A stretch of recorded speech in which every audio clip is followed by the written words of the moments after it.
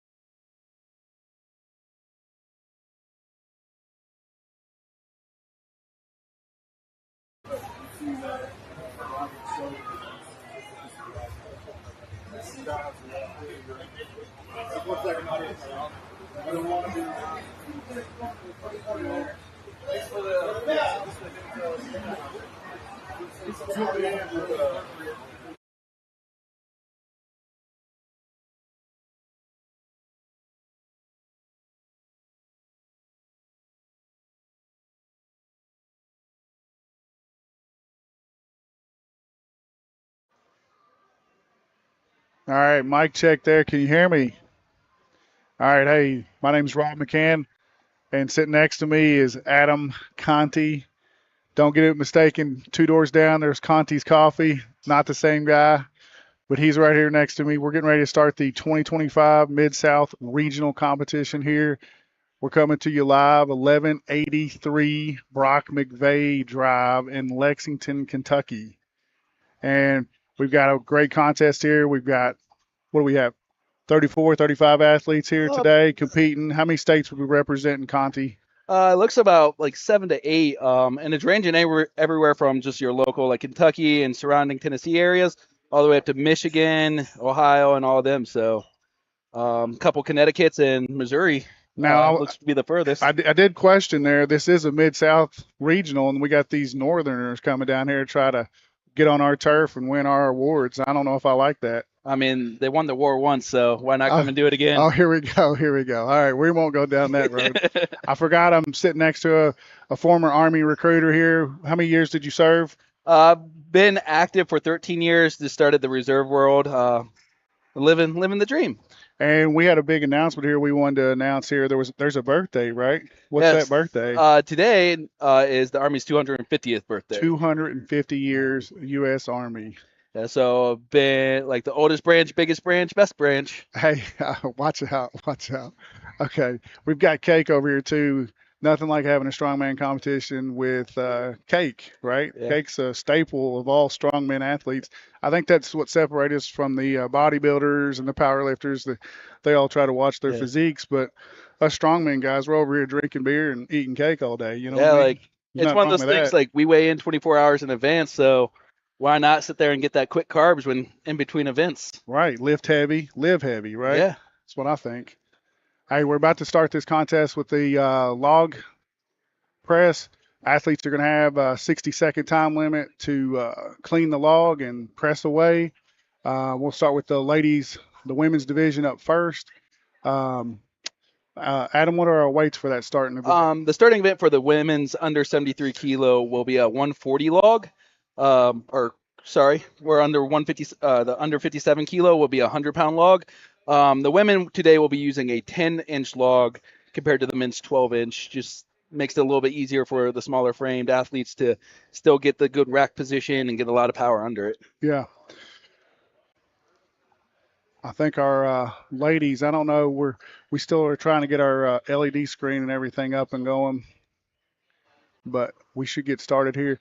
Most of these athletes have trained, I would say, give or take, a 12-week training cycle just to get ready for this kind of contest here. It's not easy, right? It's not easy.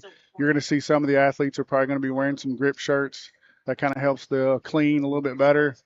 And then the athletes are going to then, press away and wait for the judge's signal to go back up for the next rep. Athletes got to do, we got Wessel's rules here in the sense of like we got to be feet together. You got to be within your framework on the lockout to get the down signal. So that's pretty standard issue for most athletes. Yeah, and like the cool thing with the press away is it adds a different aspect of having to control your bracing a lot longer compared to like if you clean and press every rep, like you can reset yourself before every press. This one you have to bring it back down and either explode back up or take that extra time, resettle it down, which can take your breath away. So Yeah, this really favors the standing bench presser, yeah. right? Because they don't have to worry about the clean too many times, so they can just kind of stand there and do an old school Paul Anderson, standing bench press, what I like to call a strict press. You'll see that today. I see some of the guys I've recognized. I've seen them compete before. They're definitely standing overhead bench pressers. Oh yeah. Like and that's what's cool with strongman is just like if this was clean and press, it favors that smaller athlete. This one, being a big heavy show, Okay. allows. Hey, look, we just went live here. Oh, We got an athlete going right now, yep. So we got looks like Amber Klein. pressing away. Fantastic. I think she just made the jumps to the Masters, which you see a lot of Masters signed up for this show. With Strongman Core doing some great things, allowing Masters up at the Arnold and allowing them to have their show of respect of, hey, I've been here for a while. I'm still at the top too. So I mean, what are you trying to say, man? I'm a masters competitor myself. I started competing back in 2000 is when I started training strongman. So hey, here we go. But yeah, you got to give these old people their due, right? oh yeah, like you always gotta pay respect for the ones that came before. Like I mean, Davey, who is hosting your show, your brother, like got me into this sport 3 years ago, and it's been a learning curve ever since. And but it's different where it's not like your other sports where it's like, hey, I'm going to compete against you, I want to beat you. You're going to compete against everybody from different age ranges and all that other stuff, and you want everybody to do their best. So it's really cool to watch people you grew up watching still competing compared to like NFL guys like, oh, I'm going to watch Ray Lewis go and play, and by the time they make it to the NFL, he's retired, and you don't get to play against them or compete with them, and Right. so another cool aspect that we can have here. Yeah, I remember Davey telling me he went to one of the competitions, and unfortunately, he lost to Sadrunas Savickas, but you know, he still Got to lost to compete. Sadrunas Yeah, Savickas, right? Mark Felix beat him one time, yeah. I think. I know when he did a different show, Nick Best. Nick Best came out Yep, and Nick Best beat him. yeah, but it's just cool. Like it is a bunch of different levels and all that. It looks All like right. we have our next iteration going up. Yeah, we do. That first Amber got 5 reps in that first run, and here we are, head to head here. Oh yeah, Just gotta let it settle. we're here at Arena Chiropractor here at 1138 or 1183 Brock McVeigh Drive. That's at Brian Arena. He's a chiropractor here. He's a local guy here in Lexington. He's made a couple runs at the Arnold himself. Yep. He's kind of entered the Masters category, I think, these days as the Masters tend to slow down their competitive nature. But he's graciously hosting us here in his arena. Great for all types of athletes. As a strength athlete himself, he does give a different understanding of what your body goes through.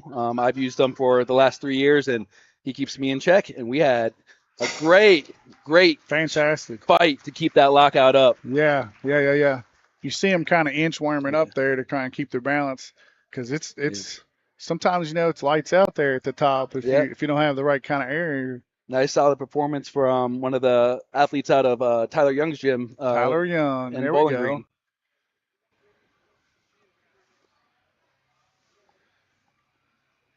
Well, no doubt a good presser if you're coming from Tyler Young's gym. Tyler Young is a seasoned presser. He is built for the overhead press for Oh sure. yeah.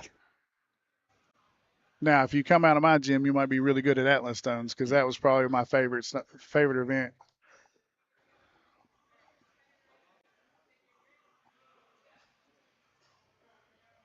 Hey, just a quick reminder: they're 60 seconds, press away, as many reps as they can get. There we go. Hey, sometimes in strong, it's strategy, right? Yes. You come in, how many reps do I have to have? Where do I need to fall? Sometimes you don't have to win every single event because there's 5 events, right? Obviously, we come in with the goal to win all 5 of them, but sometimes when you kind of look at the events and you kind of gauge where you're at and you're trying to conserve energy, so sometimes you kind of strategize and maybe I'm just going to shoot for a 1 rep or Yeah. 2 rep just so I'm first or second, so I can go back into that next event. Maybe one of the events I plan on winning, right? But if I can stay in that top 3 category, I might have a chance at winning overall. Yeah. It's a points game. So like it's not just how strong you are, it's kind of how smart and strong you are in the fact that like there's events that you may not be the strongest at, but you know where you can place and you know where you can make up points later on in the show. The other thing is this is the first event, so you Right. don't want to like gas yourself Yeah. out with 4 more events coming up. All right. We just had a play change, so we just. Yep. We have Cheyenne Morris out of Frankfurt. Um, Good Oh solid yeah. competitor, Oh good yeah. fight for a lockout. She's been doing this for just over a year now. Okay. Okay.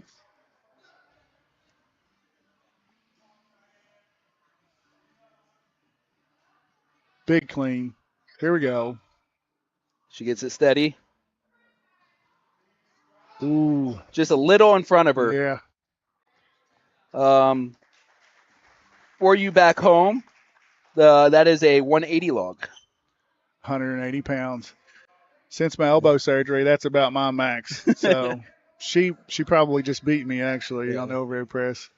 The second one was definitely there, but like that's where the log is a finicky object. Where if you don't get it perfectly straight in the air, the weight of it will pull you forward, and there's nothing you can do. You can't really fight with it Yeah. unless you're able to walk under it. Which, Plus, we're fighting nerves, yep. right? Some people are nervous at a contest, and so that kind of messes with you a little bit because, you've been back here behind the LED screen warming up for the last, 45 to an hour. And so maybe, some of that kind of catches up with you a little Oh bit. yeah, you definitely feel it in your knees too. Like as like we both experienced it, where the press being the first event, it's like one of those you love it, you hate it things. You go out there and you get that shaky knee syndrome until you get that first rep out and find your rhythm. So that first rep is always the hardest. When I first competition was I think at Lake Cumberland, right? And we were outside. So I mean, overhead pressing outside versus inside is Oh, a whole nother night and day ball difference. game. Yeah, I looked up there and I thought I saw the stars in the sky and about blacked out on my own. I managed 1 rep after that, after falling down and getting my senses about me again. Yeah, and then like that's the resiliency of athletes these days are night and day difference from even like you're not that much older than me, but even from our times where like we had a time where it's just like we went hard, we went here. There seemed to be a lot more like cool, calm, and collective than aggressive, in my opinion. Like you see Mm, a lot of them come out there, they have their game plan in their head, they attack it the way they trained it, and I do think that gives a distinct advantage from when like we were kids, where it's just like we're just gonna go as hard as we can, as fast as we can. We are moving up to looks like the yeah, men with the 12-inch log. Um, we go. We do have a lot of. We have 11 mastersmen throughout the weight classes today. 11 masters. I don't know what was I thinking. I Yeah. should have competed. That's what I should have done. But I like to see it. I love it because like that's the other thing with our sport that a lot of people don't real get is the amount of experience in one room. Like this, granted, this is a regional, so you don't have any novice competitors. But like if you Right. find yourself interested in trying, you can always go ask these experienced guys for tips and tricks, and you're always learning because everybody does things slightly different than everybody else. And my trick may be different than your trick, but your trick may help one of an athlete from another gym.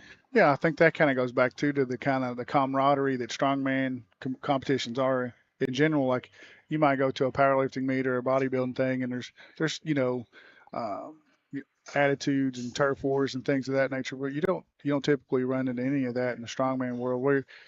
We're out there to cheer each other on. Here we go. Very solid clean. Oh yeah. So you'll see some of the athletes kind of like do like a little split jerk type press. But to get the down signal, they got to bring their feet back together. Full lockout. Now, this is clean and press away, but there is no rule saying that you can't put the log back down. Correct, correct. So all these reps will count. I think he was just feeling it out that first one, got that good, nice feel, and now he's kind of just repping it out. There Small we go. drop right there, but very solid. What, three reps? Yeah, 3 reps. I counted 3. You'll see a variety of different ways to do this where you have just some people will strict press it, some people will push jerk, which is like you kind of jump and bend your knees a little bit. You have the push press where you just kind of bend your knees, shove the weight up, and then the split jerk where your feet will completely come apart and then you have to walk it back together. What's our weight on this one? So that's 250 maybe? No, 105, 50 plus. This will be a 200 log. 200 log. Here we go. They're pressing away. Ooh. Big Jim Morse over there. When Jim comes up for the deadlift, you'll see some cool stuff. Jim's the only guy I know that I believe he's broken his back and he's still a great deadlifter. Yeah. I was actually like right beforehand. I was talking to him about last time I watched him compete, and he's just like he didn't have to go out there. Like his first rep beat everybody's rep on like an 18-inch deadlift, and he still continued on because he just wanted to hit a PR in a show. Yeah, he challenged me to the Atlas stones when I walked in. I'm not gonna lie. So he and I have been talking to go head to head on Atlas stones for about 5 years now, and he got injured and I got injured. Yeah. But I'm definitely gonna see that challenge. All right, so we got Lonnie Parker out of Frankfurt, prior service Marine. Okay. Did 20 years in the Marine Corps. Great dude. Just all around like one of those athletes that you want around because he's just positive all the time. Like he's the first one to come up. If you got hurt, offer you like anything you need, a drink, water, any of that stuff. Here trying to make the Arnold, like had his first showing at the Arnold this year. Trying to make it back. When I grow up, I just want to look like him. Yeah. He 50, is a 50 big plus year old man that looks like with the body of like a 30-year-old. That's Like right. That's right. What you all can't see, he's got a pretty solid ponytail going, but they have jumped up to a 220 log for him. 220 log. Let's go.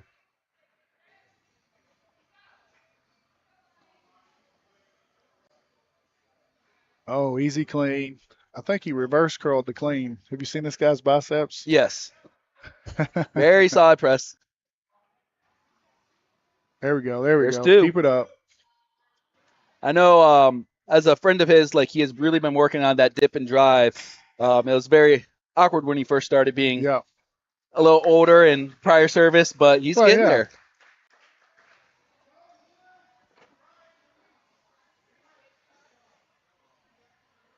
Nice job. We moving into the okay, we're still is this lightweight open maybe? Yes. So we got rid of the AARP members, the retired old men are done. Yep. We're now the young bucks are up here. Open lightweight men, the still the under 80 kilo class, still a 220 log. Our next jump for the 90 kilos will be a 250 log. Under 80 kilos takes me back to 5th grade. I know, right? Yeah, I think the last time I was 80 kilos, I might have been a 5th grader, maybe. I don't know about you, but they used to make fun of me because I had armpit hair in 4th grade. I don't know what caused that, but just high testosterone levels, I guess, as a kid. All right, so we got 2 different body types here. We got one athlete, short, stocky. Oh, I think Another one tall and lean. I think we have a correction where it's going to be John O'Brien and Steve Glick, the under 90 with the weight jump. Okay. Again, Um, I think I'm fifth or sixth grade at 90 yeah. kilos. So So this should skinny, be the skinny guys. a 250 log. 250, 250. Yeah, again, hey, two different body types here. Let's see what we got here. I feel like you'll see an athletic style press and then just a strength style Yeah, press. just a standing Yeah. bench press, Yep. right? Clean's no joke, though. Yep. You got to clean it. You can't press it if you can't get it up there. Ooh, that's tough. And you see these grip shirts, and they really, really help until you get a little sweaty. Then they Right. become quite slick. With the log, you really need to kind of pull it in tight with the lats. And what's really hard with these guys, because they're so small, they don't really have a belly. If you can make that belly show where the log doesn't Yeah. leave your sternum area, Right. it makes it a lot easier to clean. You kind of been over row it. Yeah. I think maybe we had a weight change. We didn't need a weight change. All right, that guy.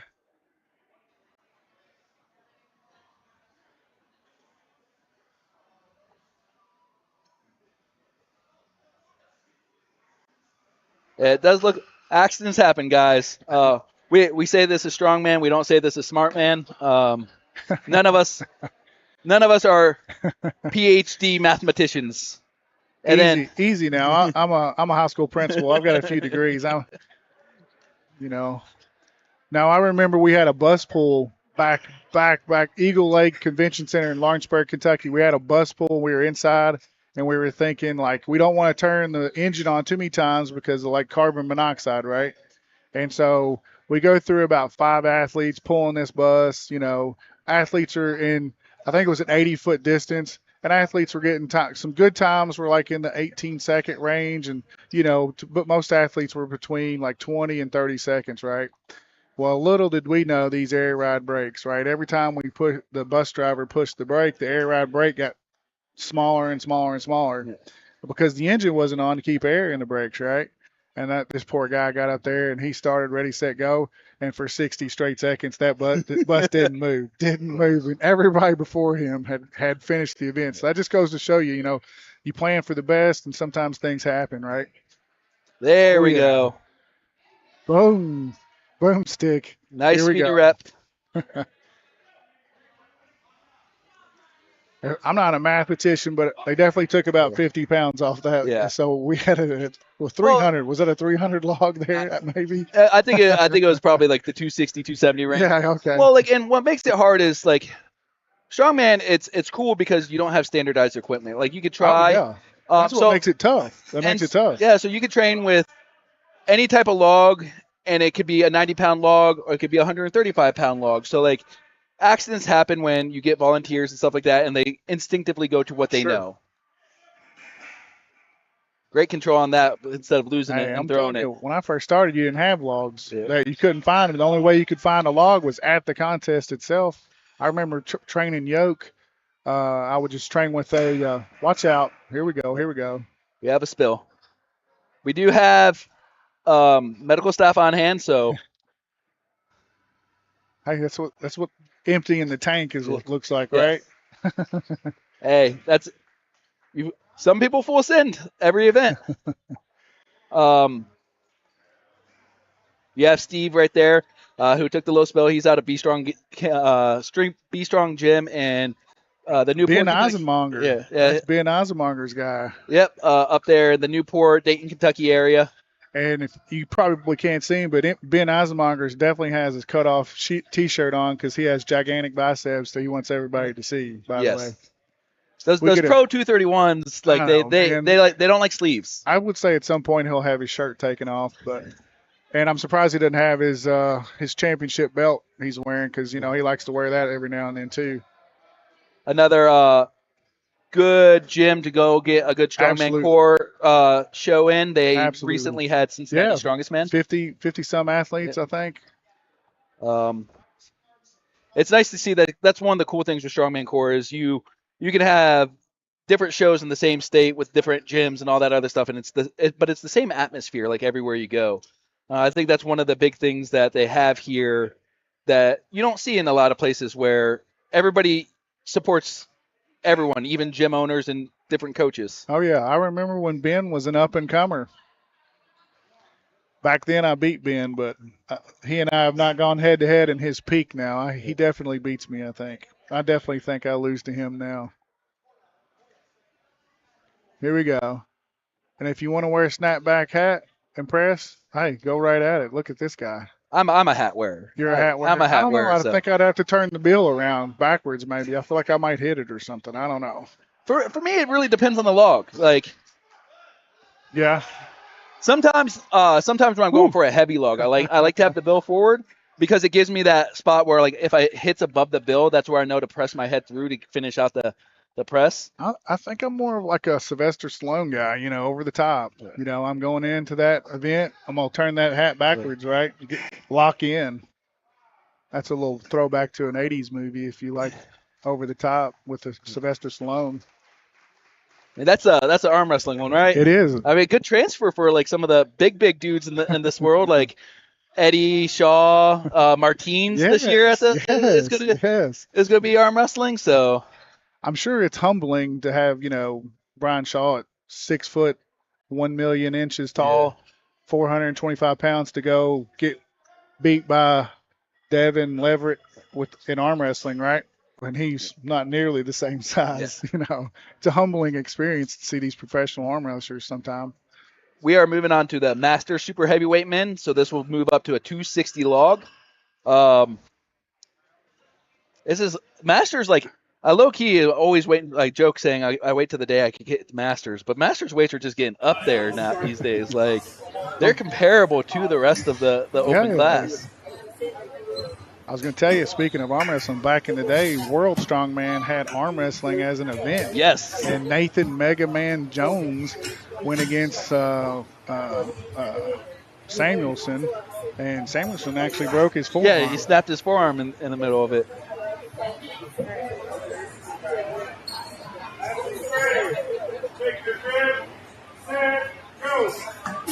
Here we go, the big boys. So with the Open Masters right now. Down, one. Down, two.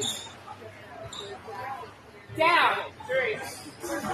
Some of these big boys, the biggest part of the clean is getting past that power belly, right? That strongman turtle shell, they call it.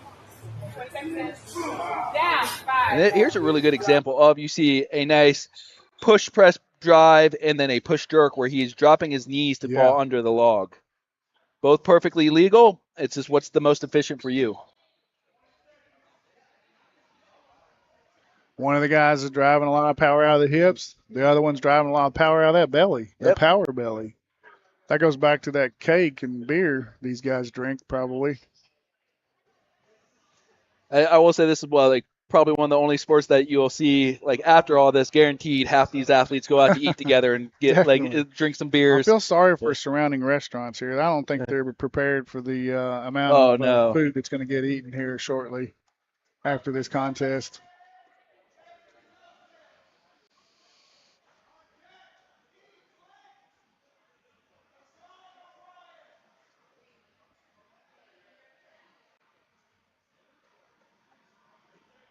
All right, here we go. All right, so we have Chad. So that was the Master Super Heavyweight over 40, and that one would have been Jason Bartlett and Clinton Douglas. This one will be Jamie Wilson. Chad Shannon. And Chad Shannon. Jamie Wilson is the one with the backwards hat, and Chad Shannon will be the forwards hat. And if I know Jamie, he's a standing bench presser. Standing bench presser. Yes. I think we need to get a couple kids out of the crowd to hang on the edges there so Jamie can press the kids. It'll be a little, circus ride. He's making lightweight. This is impressive. My first open show I ever did. I had to go against Jamie, and I learned what strongman was real fast. I thought I was really, really hot crap coming out of the novice, like winning it, and then no. That's the other cool thing with our sport, where like if you want to be a entry level person, we have the novice program where it allows you to learn, it allows you to do all this stuff, and then it has you a stepping stone into the open. And the next step after the Open is try to go for that pro card. So it allows you to continuously advance throughout your entire career. I just want to go on record and say when I first started, there was no and you were right into the Open from day one, Yeah. right? So as the sport's grown, as accessibility to equipment has increased, what you're seeing more people drawn to the sport because they have access to the events, right? They have access to equipment. And so now with such an influx of competitors, it was necessary to create a novice pathway to the open amateurs. And now, you see open amateurs to the pro, right? Yep. That's the sequence. It's a great way for people who are goal oriented to have that step by step goal, and it allows you to have that not a fear of things being too heavy. And that's the thing with Strongman too. Even if the show looks heavy, go do it, go try it, because you never know what you're going to be actually capable until you try. Oh yeah, it looks like we.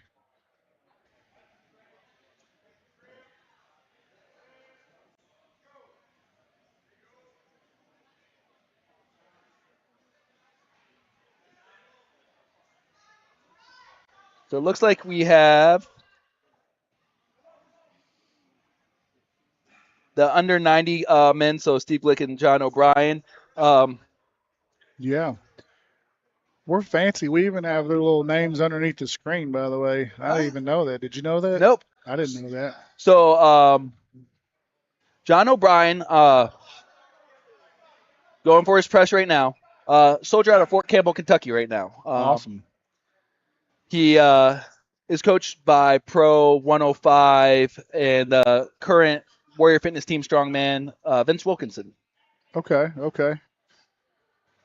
So trying to make his debut, not quite debut, but trying to get up to that level where he can do this full time for the Army for a couple years, like a few of us have, and represent the Army in a good way. But that's one thing. He went the whole time without quitting. That's effort. Oh, it is. Humbling effort. All right, so we have John Hiles and Zane Ramey coming up. They're current 105s. They're both based out of Kentucky. John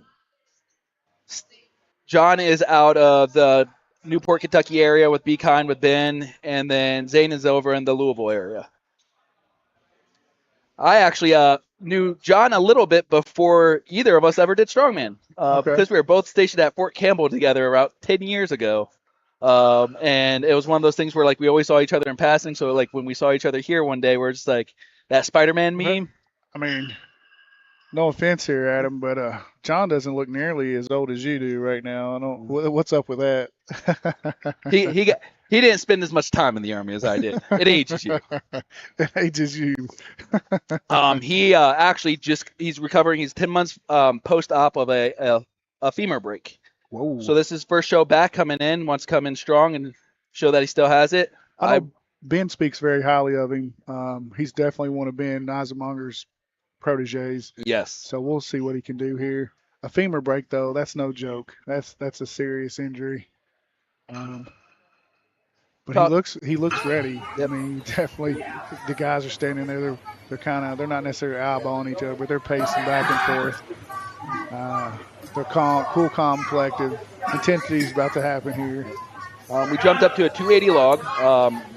Reminder that these guys weighed in at 231 yesterday. Yeah.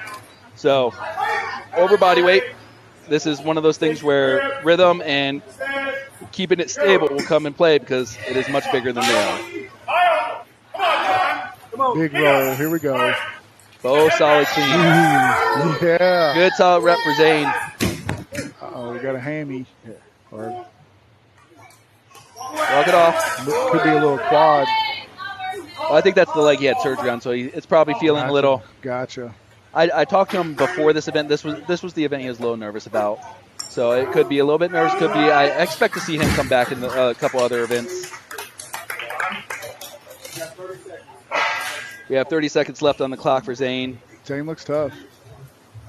I remember the first time I saw him compete. He's coming a long way. Great competitor to be around. Super spongy when it comes to like information based off of like anybody he talks to. Really wants to do the best he can. Good job, good job.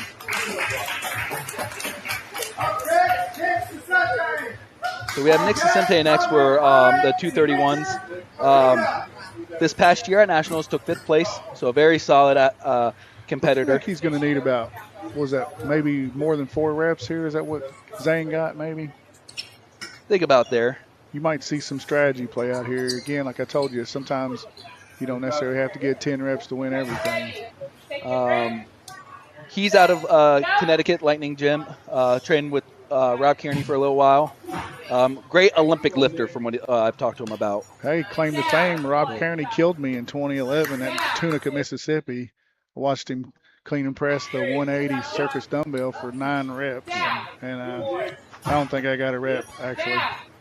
44 of us didn't get a rep that year. Sad times. Very solid push press technique. Yeah. It's clean. About 7 reps right now. Yeah, I don't think he needs any more to win. Yep, there you go. Solid. I don't know that he needed 7, but 7 at least says, hey, I had more in me if I needed to. Well, it's one of those things where like I don't think it's showboating thing. I think it's he wants to be comfortable for the next event, so you have to find that rhythm in your head. Plus, you train, right? Yep. You train, and if you're training, if you're hitting 7 to 10 reps in training, and you come up here, and, I tell all my athletes when I'm training them, if you do what you do in training, you'll probably do really well at a contest. Practice like you're going to play. We have up going to the 265 men or the under 120. They are going to move up to a 300 log. Unfortunately, you all passed me with probably a 200 log, The 120 class is an up and growing class. Like as somebody who spent 3 years in it and all that stuff, it is a growing class, and you're starting to see some very major competitors come out of it. Got one solid press coming up. Let it stable. Just held it a little bit too long. So when you hold the log up there, it's a finicky thing because it can suck the air out of you. Sucks the air right out of you. Crushes the diaphragm. Of course, you got a belt on. The belt's pushed on the diaphragm. Then all of a sudden, a little air lets out, just like those air ride brakes in that bus. Yep. And you ain't going nowhere. And it's a timing thing. You have to find that timing of I have that breath, I have that brace, dip, drive, and press. And keeping those elbows up high is the big thing. Yeah.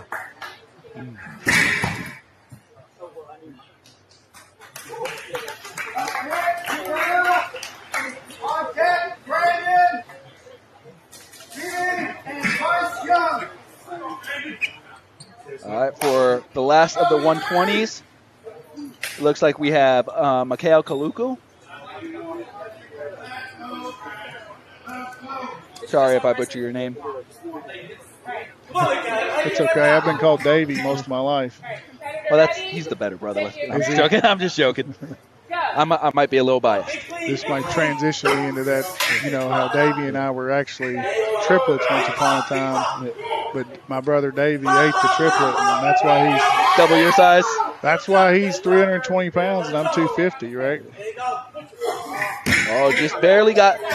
So, like, you hit that wall with the log where if you don't have that right explosion, like you're dead in the water. Yep. It's tough. I've seen some of my athletes get up there and they do this, and I tell them to sit the log down. Just sit it down. Take a deep breath through the nose. Hey, you got this.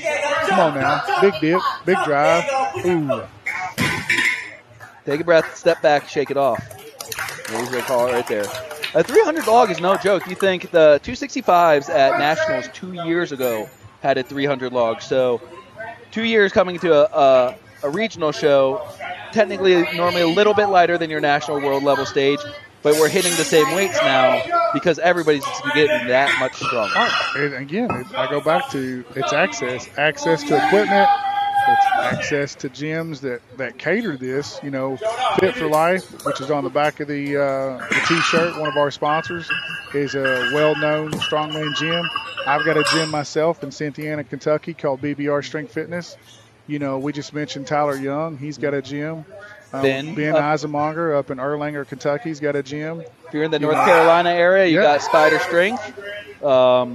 And even like a lot of CrossFit gyms are starting to get strongman. So we have Brandon Beebe and Bryce Young. Bryce actually lives in my hometown of Westerville, Ohio. Bryce Young is a monster. Yeah. And Brandon Beebe also out of Ben Eisenberger's gym up in Yeah. Kentucky. And I've seen him compete a couple times. BB's tough. Beebe is a very static pressure. The static pressure. Yeah.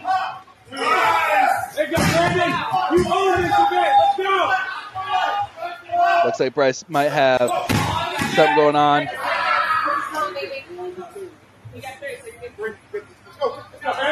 There you go. Right there. Strategy. Little strategy right there. And that should conclude our log event. With some very powerful pressing from some of these guys. Oh, yeah. Everybody's friend is log, right? That's what we learned from Ren and Stimpy, right? Log, rows down hills. Well, it's and it's one of those things where, like, if you tell somebody you do strongman, they always think it's powerlifting until you say, I pick up the log in the rocks. Yes. And like instantly everybody knows what you're talking about now because, like, short of, like, I think the Rogue Invitational, like, 3 years ago, you don't see log in CrossFit. You don't see log in any other sport. Sure. And then, if you want to insult a strongman, call, do you lift those big giant balls? Yeah. Those are Atlas stones. Yep. It's just for the common foe. Those are Atlas stones, not concrete balls. No, they're Atlas stones. And I see some of those Atlas stones here today. Yep. Final always bit today. Exciting. Just a rep off. As many reps as you can.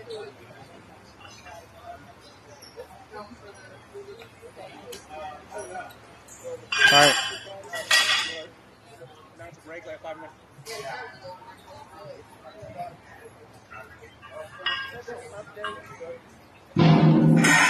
Hey, so we're transitioning into another event. We're going to do a little 10-minute break, and we'll be back live with the next event.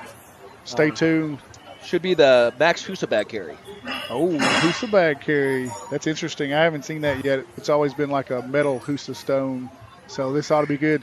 And what is that little image on those sandbags that you see? Oh, that Cerberus strength? Oh, yes, it is. That's Cerberus strength, baby. Great sponsor for the sport. Great sponsor. Great deals. Have you played with? You said you haven't played with one of the Husa bags yet. No, I have not. I've used this. I've got the Cerberus, round bags or whatever, or Atlas stone bags you want to call them, but I've never done the Husa bag. So I'm excited. I'm actually excited that maybe some of these Husa bags end up at my gym because I might load one in my truck before we leave. It's okay. It's not like me and Davey haven't stole something from your gym Oh, before. yeah, that's right. But yeah, we'll be back in 5 to 10 minutes with the Max Husa bag carry. All right, sounds great.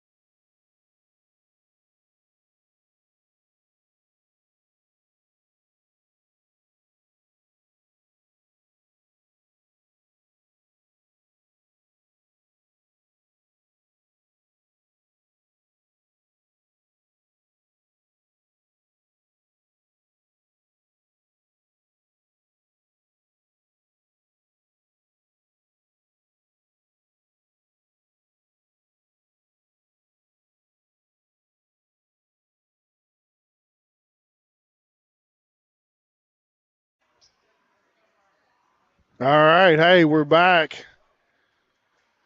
I think we ought to rename this event the hugging event, right? Because I mean, it's essentially we're a gigantic. It's a bear hug, Yeah. right? We're bear hugging it here. We got Amber Klein out of Ohio here. Very solid our open pro amateur athlete, now moving into the masters world. But with this event, as you can see, it's not really so much a test of how heavy you can lift, it's how much you can embrace a suck. Because it is a heavy bag for as long as you can, and the longest distance wins. So you see Amber going back and forth right here between two 40-foot marks. Yep. And it's just go until you can't go anymore. Yeah, you find a happy place, Yep. right? Find the happy place. Go somewhere different in your mind, and then just keep going, one foot in front of the other. There we go. And it's one of those things where like a strategy comes into a big play where it's like how much do I exhaust my grip, how much do I exhaust my hips, and That's right. it's one of those things where in training you have to sit there and figure out like, all right, once this leaves, how much extra steps do I have left? Then something else leaves, and it's just a mastermind event that looks so simple. And we talked about that part about that that diaphragm pushing on the lungs, and with each step it's just a little tighter, a little closer, a little you know just zapping you of all your energy.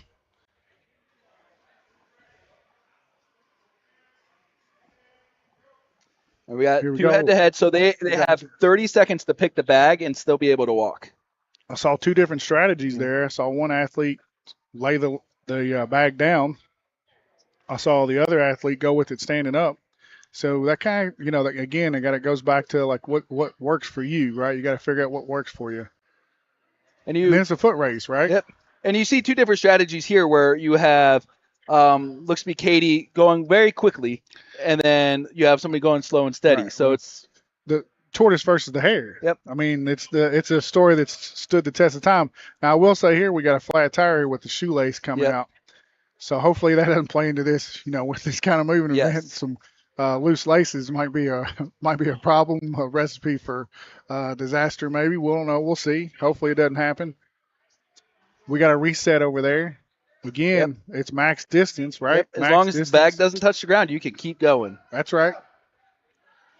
If you guys are watching this live and you see this that bald, beautiful man walking alongside the athletes, he's big, bald, and beautiful. That's Davey McCann, the promoter here of the Mid-South Regional, longtime strongman promoter, competitor, best known for the Beast of the Bluegrass, Yep. right? What you have And coming up on August 10th. August the 10th. What edition of the Beast is that? Is it the 18th, 17th. 17th year? Okay. Oh, there we go. We ran out of gas.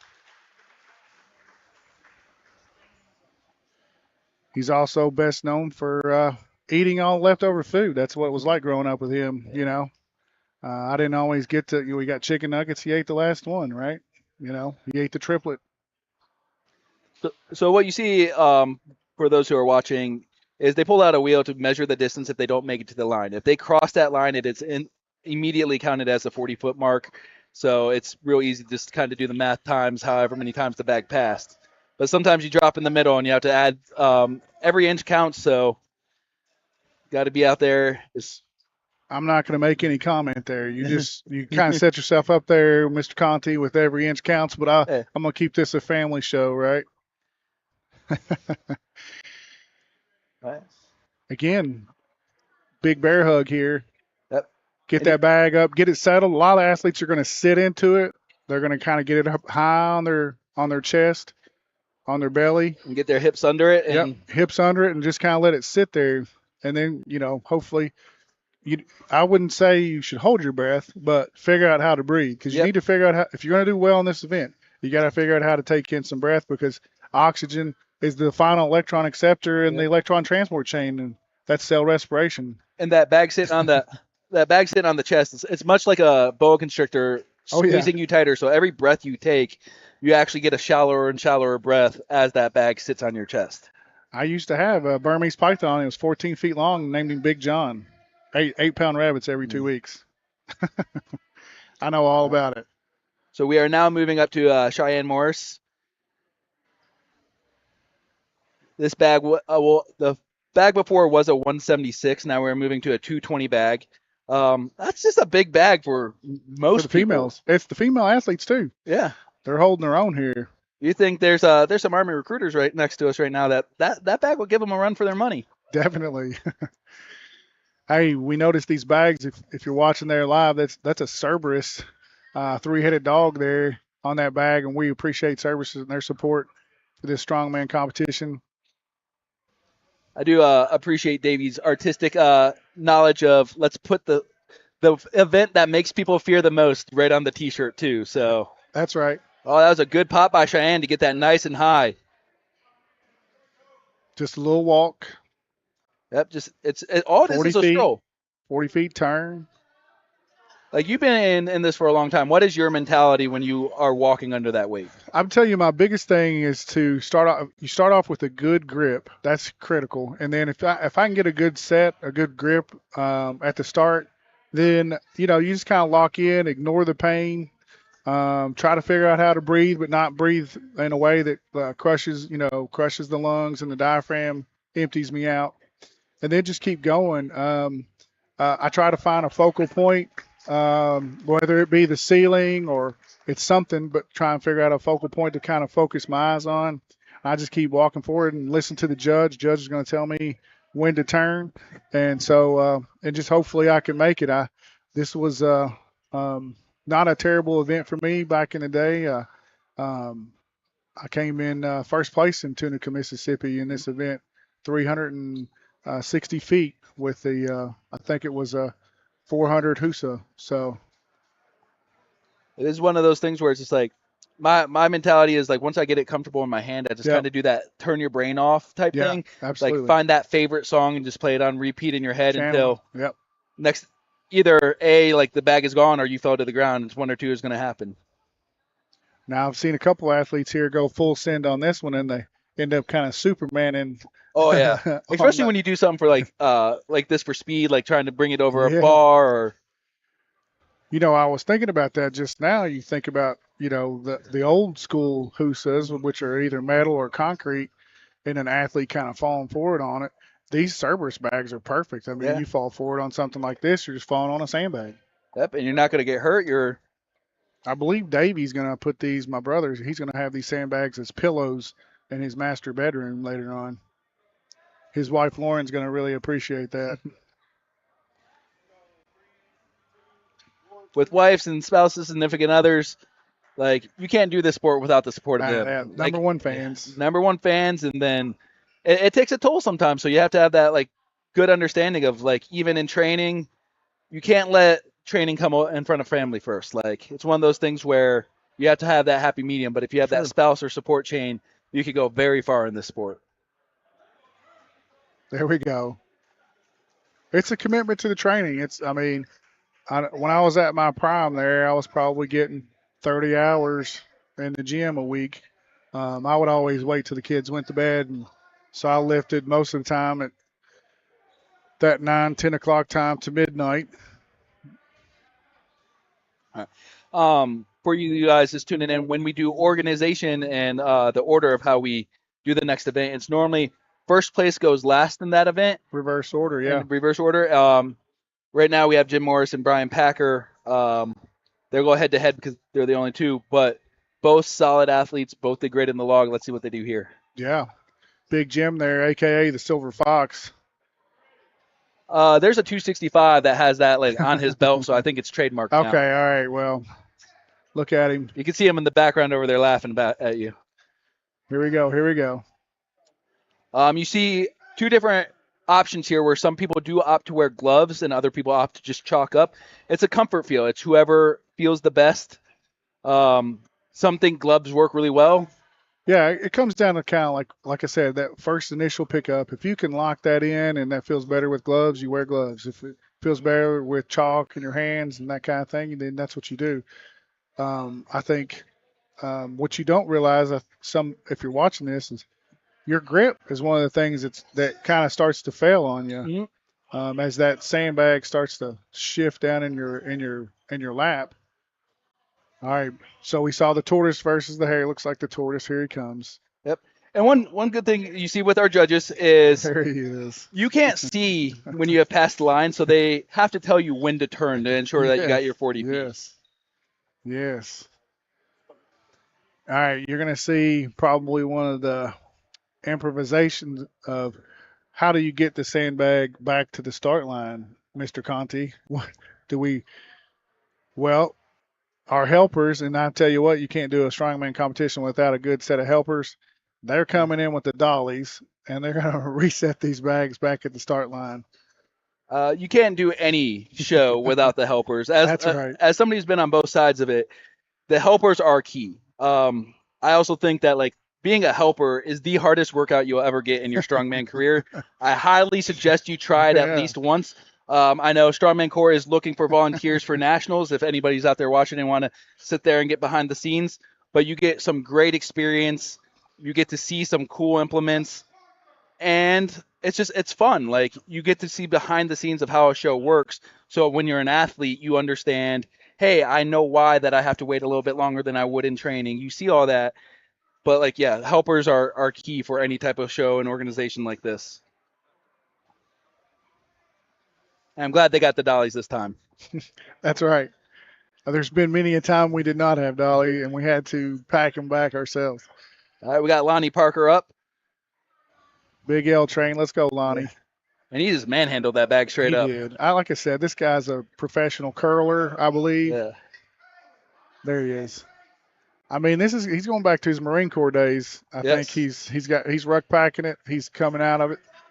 I mean, this is impressive. Yeah. And like it's unfortunate today that he is competing in class by himself, but he wants to prove to himself that he belongs at that upper level, so he's going to get everything he has in every event. I'm just going to say I don't know who's more tired from that event. Davey, who had to basically jog beside I don't him. think Davey's moved that fast I in don't like 10 think years. Dave. That's Davey's maxed out right there at that movement. But Lonnie put him to work. Yes. Good for you, Lonnie. But yeah, like that's one of the great things with these events too is like it's you versus you and you versus the competitor. So you know what you put in. You can come out here and sandbag, but like strongman's not really ever about that. Like you occasionally see it where you're by yourself and you see these guys still just maxing everything they can possibly max. Now, not to confuse our listeners, you said sandbag. Yeah. We are in the sandbag event, Oh. so I don't want to throw people off. I think he's talking about Taking coming it out easy. here and taking it Yeah. easy. That's right. All right, here we go. So we got Brian Dwayne and Joel Lewis head to head. I saw some smelling salt there. What's that all about, Conti? So they're ammonia. So it's basically just shock to the system to get you amped up and let's go. I believe I was working a strongman contest and someone had left that behind. I'd never actually smelt it before, so I opened it up and put it right underneath the old nose and took a big deep breath. And I thought I was going to throw up. Actually, Oh, yeah. My eyes started watering. I started gagging. That stuff's stout. And we got some good speed going on.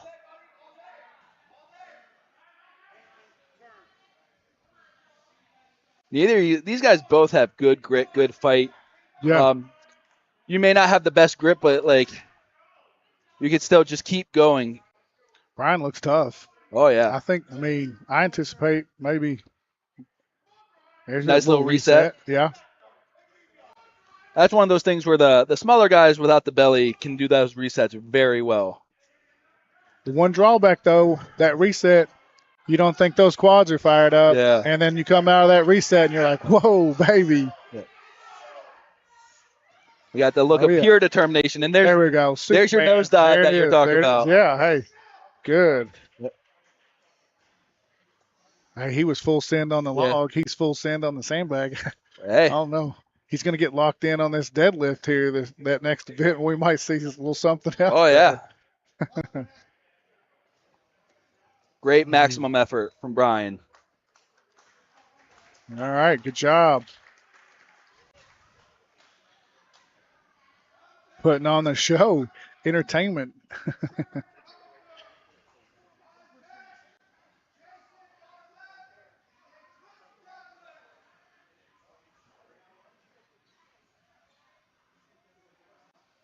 Oh, yeah, here we go. Getting these sandbags back. So, in case you're wondering, like if the athletes, I don't know if we mentioned this, if the athletes don't make it to a line and they end up stopping out there in the middle of the course, we'll do a measurement. Yes. We'll add that up. Again, we're looking for total distance. Total distance wins it. You got me in the leg. Not halfway through and hit me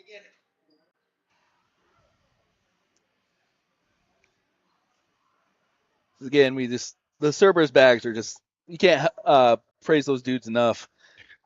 All right. Somebody's trying to change out my MC over here. I'm good. You're all right, Davey. Keep going. You're good. I trust you. I got Sherman Holbrook and Thad Bowerstock coming up. Same weight. Yes. Here we go. Big pick. They're gonna get set. Now, I would like to. I don't have the longest arms in the world, right? So I was always jealous of the guys with the super long arms that can get their hands all the way around and actually touch, right? Rut-row raggy. We had Oh, one turn yeah. before the hit, so their foot has to at least touch the line. Yep. I think he's good though. I don't think it hurt him. Yeah. I think what you're seeing at the start line, if you guys see the double line at the start line, the reason there's a double line is that our athletes are given a chance to pick it up, and if they drop it in that double line It's a drop safe zone, space. it's a safe space, and they can re-pick it. And that will conclude our Masters 40 plus under 105. Good effort by a lot of those guys. Yeah, this is tough. This is an event that like some people either love or they hate.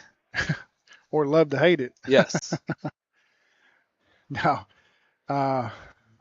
if you don't have a Husa stone at your gym, you know, what's a good way to maybe try and train this? Because, like I said, sometimes it's accessibility to equipment.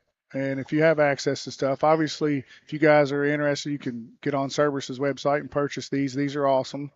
But you could try and train some of this stuff with stuff at your gym, whether it's like a front pick with a barbell or something like that. But you're trying to put something that's on the like a front squat harness or something like that to try and kind of mimic that pressure. If you can mimic the pressure on the chest and diaphragm and lungs, you could probably train this event. Here we go. We got Clinton Douglas and Jason Bartlett out of our men's super heavyweight 40 plus.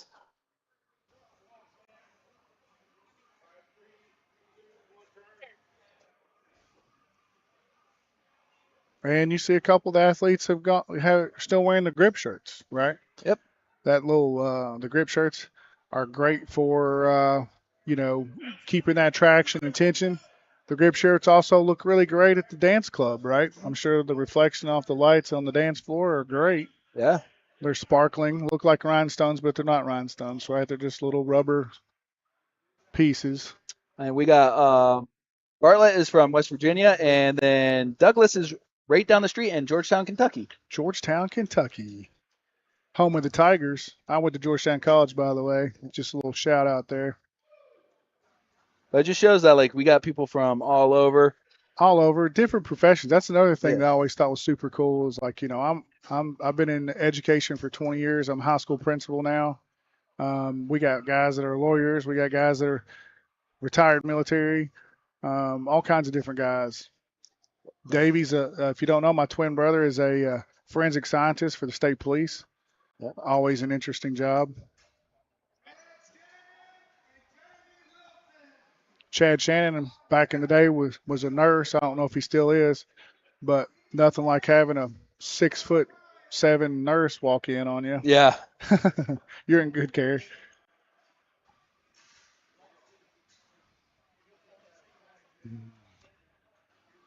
So our hard-working helpers. We have Isaac with the dolly. He is one of the staff here at Arena Chiropractic. He's really good at kind of corrective exercise training and all that stuff. He himself competes in the strongman as well. Yes, he does.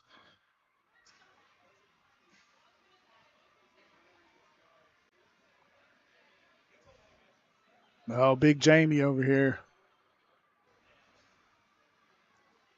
Jamie and Chad. I think Jamie's probably could overhead press this bag. Yeah, The way this very, guy, very top. his shoulders are gigantic. And then there's Chad Shannon, long, tall, arms all the way around. See how he can lock He his locks his fingers hands in. together Yeah. rather than having to do that like nice flat, get as much Yep. surface area with your hands technique. Good job. Good job. Chad's got a big stride too, being that Yeah. tall.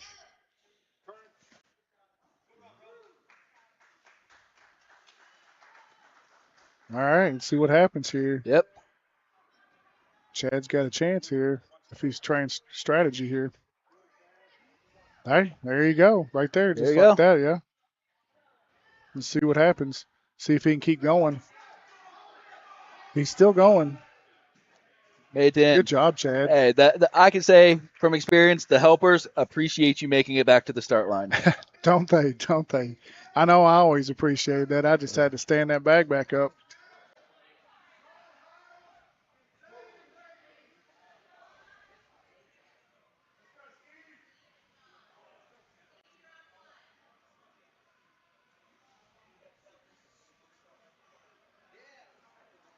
So it looks like we are going to have Steve Glick and John O'Brien coming up. Hey, you guys feel free to drop a comment there in the chat. I'm looking at the live chat. If you guys want me to officially change this the name of this event to the Great Hug Contest or Great Hug Event, I can. We won't use the HUSA as the name of the event anymore, but just let me know. We're changing out sandbags, it looks like, to basically gigantic sandbag, which should be exciting. By the way, Davey, the twin, 3,500 pounds of sandbag to get ready for this contest. 3,500 pounds of sand he purchased to fill these sandbags. It is not easy filling that many sandbags, No. let me tell you. So these guys are going to be hitting a 308 sandbag. 308 pounds. And they are 180 pounds or under.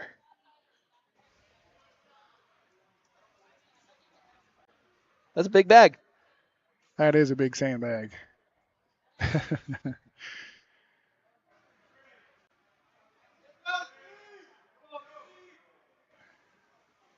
Here we go. Here we go. Oh, yeah. Big pick. Ooh, man. They're moving these bags. We got Steve Glick, who's out of the Cincinnati area, so not a far drive from here. Now, John had a little bit of trouble with the lap part of it. I had a hard time getting it settled. And I think what you're noticing is the bigger the bag is, it's quite a bit wider. And so if you can't, inchworm it up your belly and get your hands at the lower narrow side of it, then sometimes you have a hard time holding on to it. That's tough. We got John with that nice low pick, so he's able to sit there and at least alleviate a little bit of the press. And you see over here with Steve, like it starts sliding down, and that's where you have to fight for every inch after that too. Every step is an extra point. Yeah. I think I got the names mixed up there, didn't I, Conti? My fault.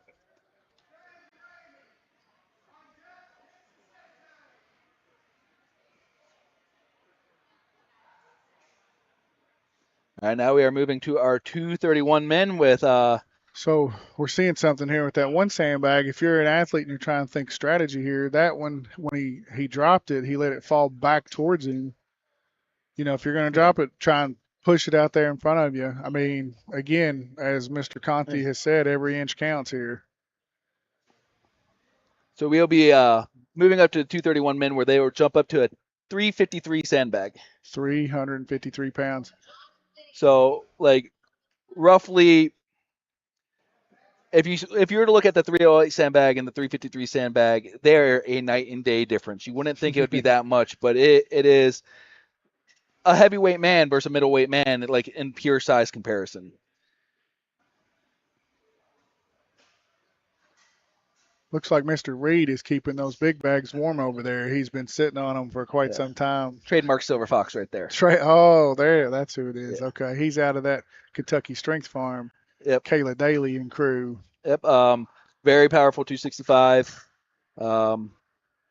Great guy though. Great He's guy. in the Masters too. No, he's he's not. only 38 years old. He's the same age he's as me. he's a puppy. Yep.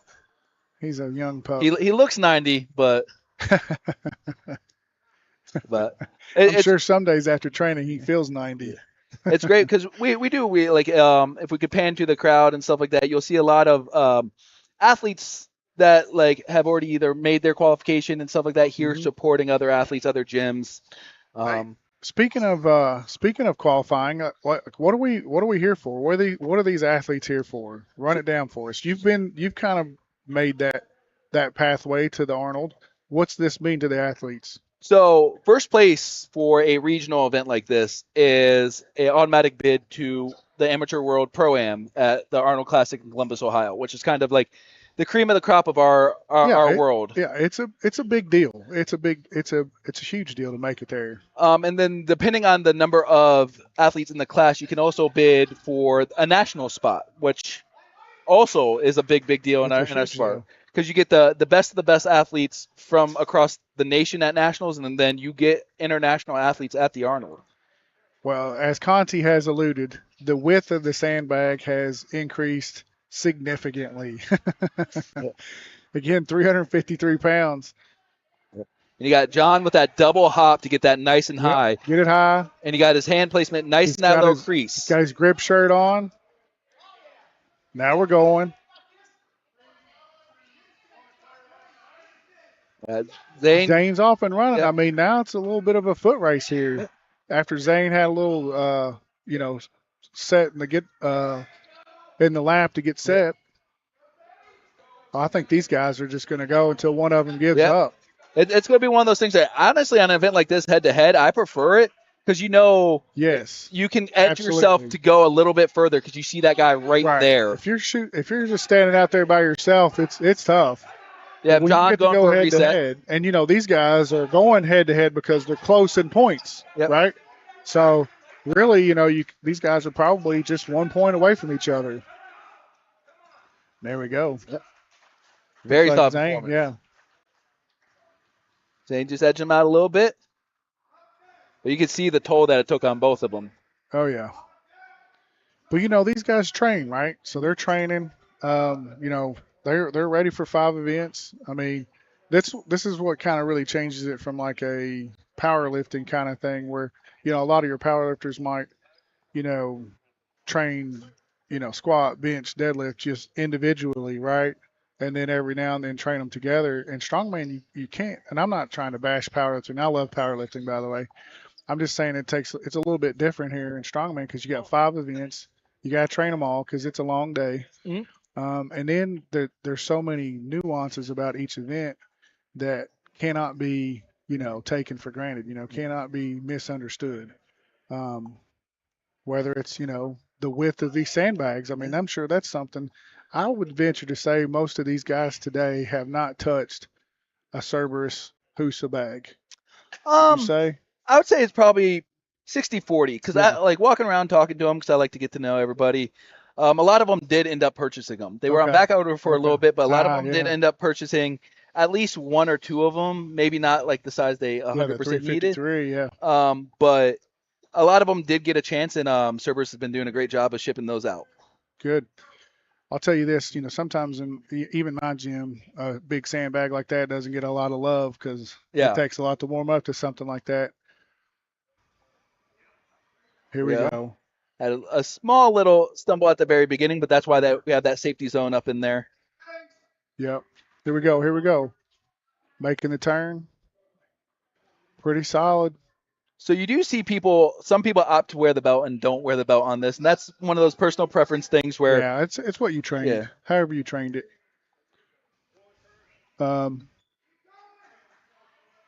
Now there is one thing that you can't do. There's not a lot of rules and stuff like that for some things, but can't shelf it. Yep, you can't shelf it, which that's right. Is what a lot of people try to go for on these things and cheat it, but this bag is so big that there's no way for you to be able to do it. This. Yeah. If you're shelving this, it's sitting on your face. Yeah. And that's just, you're not going anywhere. You're going backwards if that happens. Solid. Well done. That, again, that's tough. You know, he was by himself that whole time, so he's just kind of fighting his own demons. It's one of those things too where I think he knew exactly what he needed to do and did it. Oh, I see a couple of you guys making some comments there in the chat live. I like it. I see you, Mr. Jonathan Whitlow.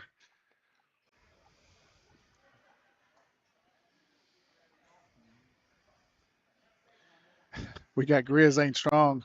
Is that a Reed? Is that towards Mr. Reed? Is that, I'm not sure. Is he the Grizz? You'll have to clarify in the chat who the Grizz is. All right, here we go. So we got the 265 the men. 265s.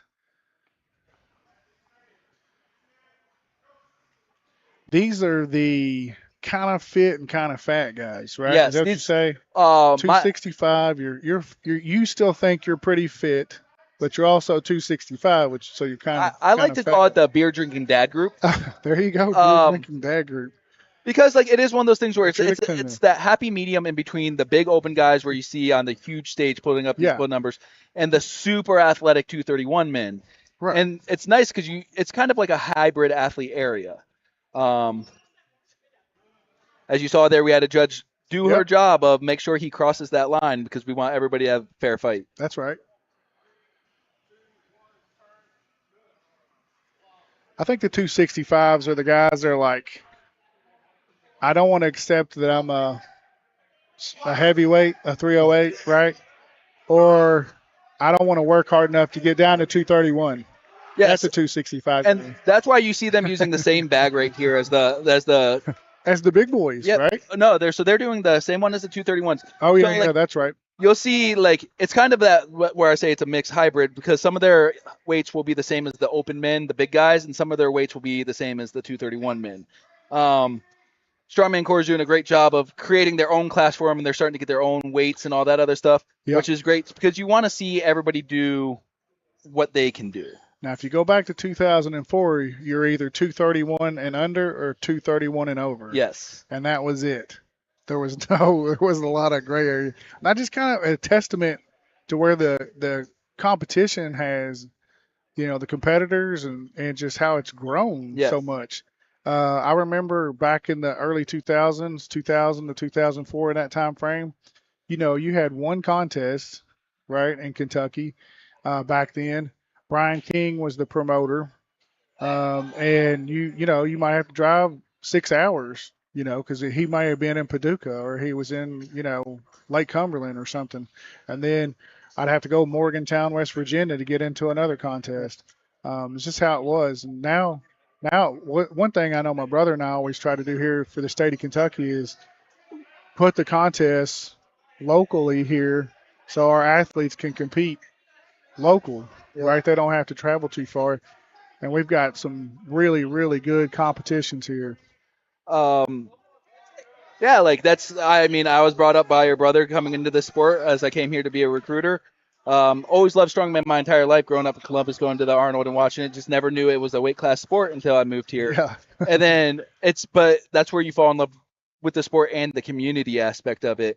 And you can't beat it, and you don't find it in any other sports. I grew up playing sports, I do all that stuff, and you have that camaraderie on your team, but it's just like you think the 105s, like all the ASM 105s have a group chat, all the 265s have a group chat right now. Like there's so many people to reach out from, and then we're all willing to help with stuff where I can reach out to a gym. I'm in North Carolina now, and I can reach out to a gym in South Carolina and ask to borrow a piece of equipment, and they'll 100% do it.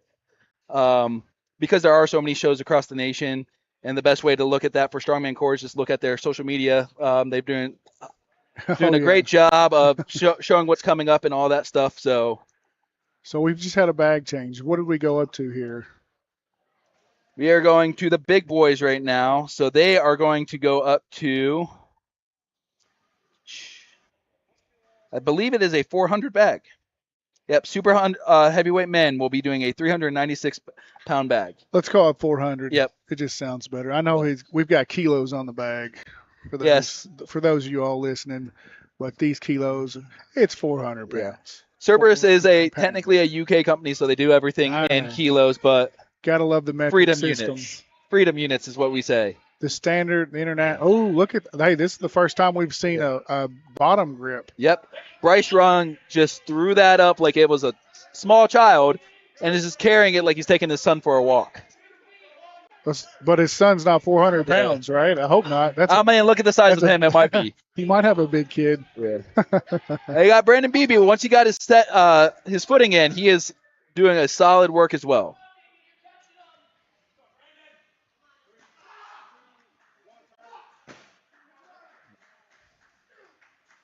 As you can see, that is one of those things where it's just like sometimes like the best laid plan can fall to waste. It just slipped out of Beebe's hands. Yeah. You could definitely tell he had another 40, 50 feet in him.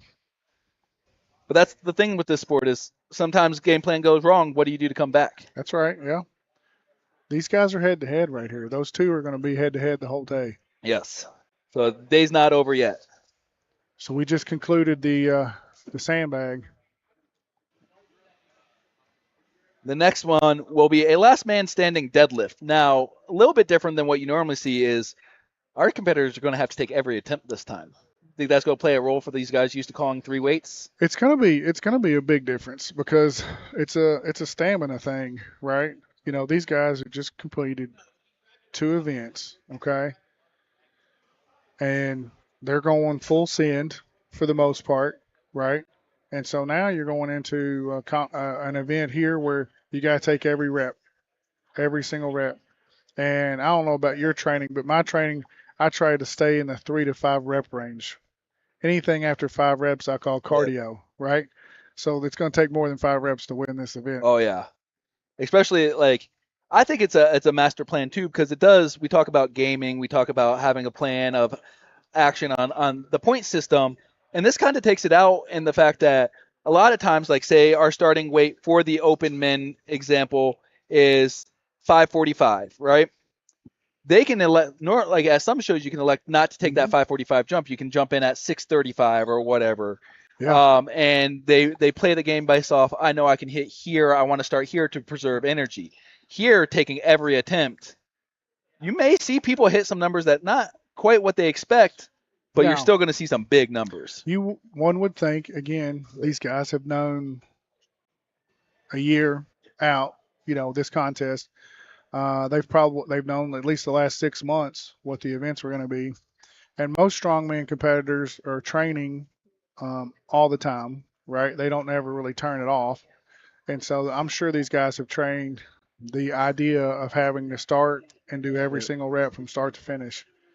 Um, hopefully, you know, the first 2 events don't take a huge toll on them Yep. because, you know, you saw some of those guys in the Husakari. I mean, they're back arched, you know, laying back and going with it. That's going to fatigue the spinal erectors. That's something that they need for the deadlift for sure.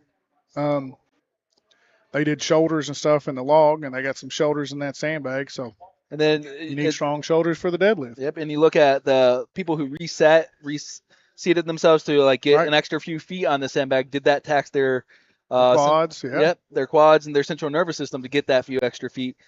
But I still see we're going to say some big numbers. Yeah. And it's an 18-inch axle. So sometimes that plays into things. Yeah, that's a little different. I think it's a standard deadlift. Is it a standard deadlift? I thought I read that the wrong way. I got it pulled up right here. Just give Pull me it up. All right, we're going to take a little break here as we get set up for the deadlift. Look forward to seeing you guys next event. Thanks.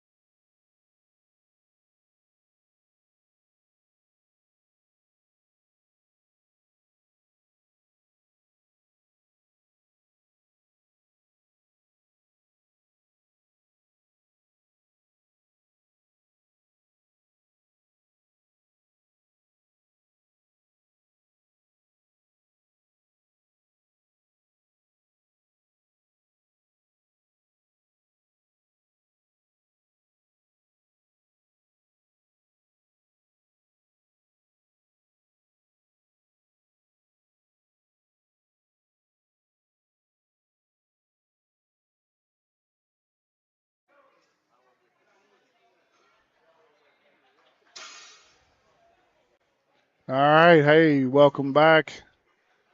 Here we are at the Mid South Regional Strongman Competition put on by Strongman Corporation. I'm looking at the back of this T-shirt. I want to give a shout out to some of our sponsors. We've got Cerberus Strength. Get on there. If you saw those sandbags today and you like those Husa bags, CerberusStrength.com. Order you set, and then sign up for a Strongman Corp contest. We got Fit for Life, which is over in Frankfurt. That's the home of Davey the Destroyer. He was nicknamed Davey the Destroyer in high school in the wrestling world. Davey the Since he Destroyer. destroyed so many plates of food. It's because he destroyed so many athletes on the wrestling mat, I think. Actually, I don't know if that's true or not. And then we've got our host venue for the day at 1183 Brock McVeigh Drive in Lexington, Kentucky. We've got Arena Chiropractic Wellness with a Purpose, he says. Then, of course, Arena himself, Brian Arena, has a strongman group called Arena Strength and Performance. And then we got Davey the Destroyer's label here with the Kentucky Strongman, Strength and Power. And then I was very excited to see Hunky Cookie Company. Oh yeah. I mean, if that doesn't get the salivator glands going, I don't know what will. Get you a Hunky Cookie Company. I mean, part of me wants to say Hunky Chunky Cookie Yeah. Company, but hey, I can see this cookie in the picture, and it's definitely got some chunks in it. Oh, yeah. So I mean, their table over there looks pretty good too. It's just like when you're trying to stay in a weight class, it's kind of hard to eat those things sometimes. But we have the max deadlift going on. Like we were saying a little bit earlier today, this is kind of done a little differently than you normally see in a strongman competition, where every athlete has to take every jump, and it's basically go until you can't go anymore. So you'll Yeah. see it's the fields kind of thin down as the weight gets a little bit higher. yes, and that's the same. You know, this is like that kid running in the 1600 meter on the track. You Yeah. know, no one like this is a duration thing. Can you last the entire time Yep. pulling each time? We're basically doing 45, 25 jumps, right? So we're doing 40 pounds. I think it's like Is it it's 30 and 50 for the women, and then 40 and 50 for the men. okay? There we go. Or 50 and I- 40 for the men. Yeah. So it looks like the men we've already got up to 4 plates there on Yep, the we're men. at 405 for the men, and we are going to 275 for the women. And I misspoke earlier. This is definitely not an 18-inch deadlift. This is a good old traditional deadlift bar, right from the floor, from the ground. Some of these guys, if you'll look at them, they've got some suits. They got some Yep. pulling suits on. What kind of advantage does that give them, Adam? So what it does is it holds your tightness as you get down to the bar to allow you to explode up. It's super uncomfortable, but it does give you a little bit of that. If you're bad from like pulling from like breaking the ground, it gives Yeah. you a little bit of more of an explosion for it.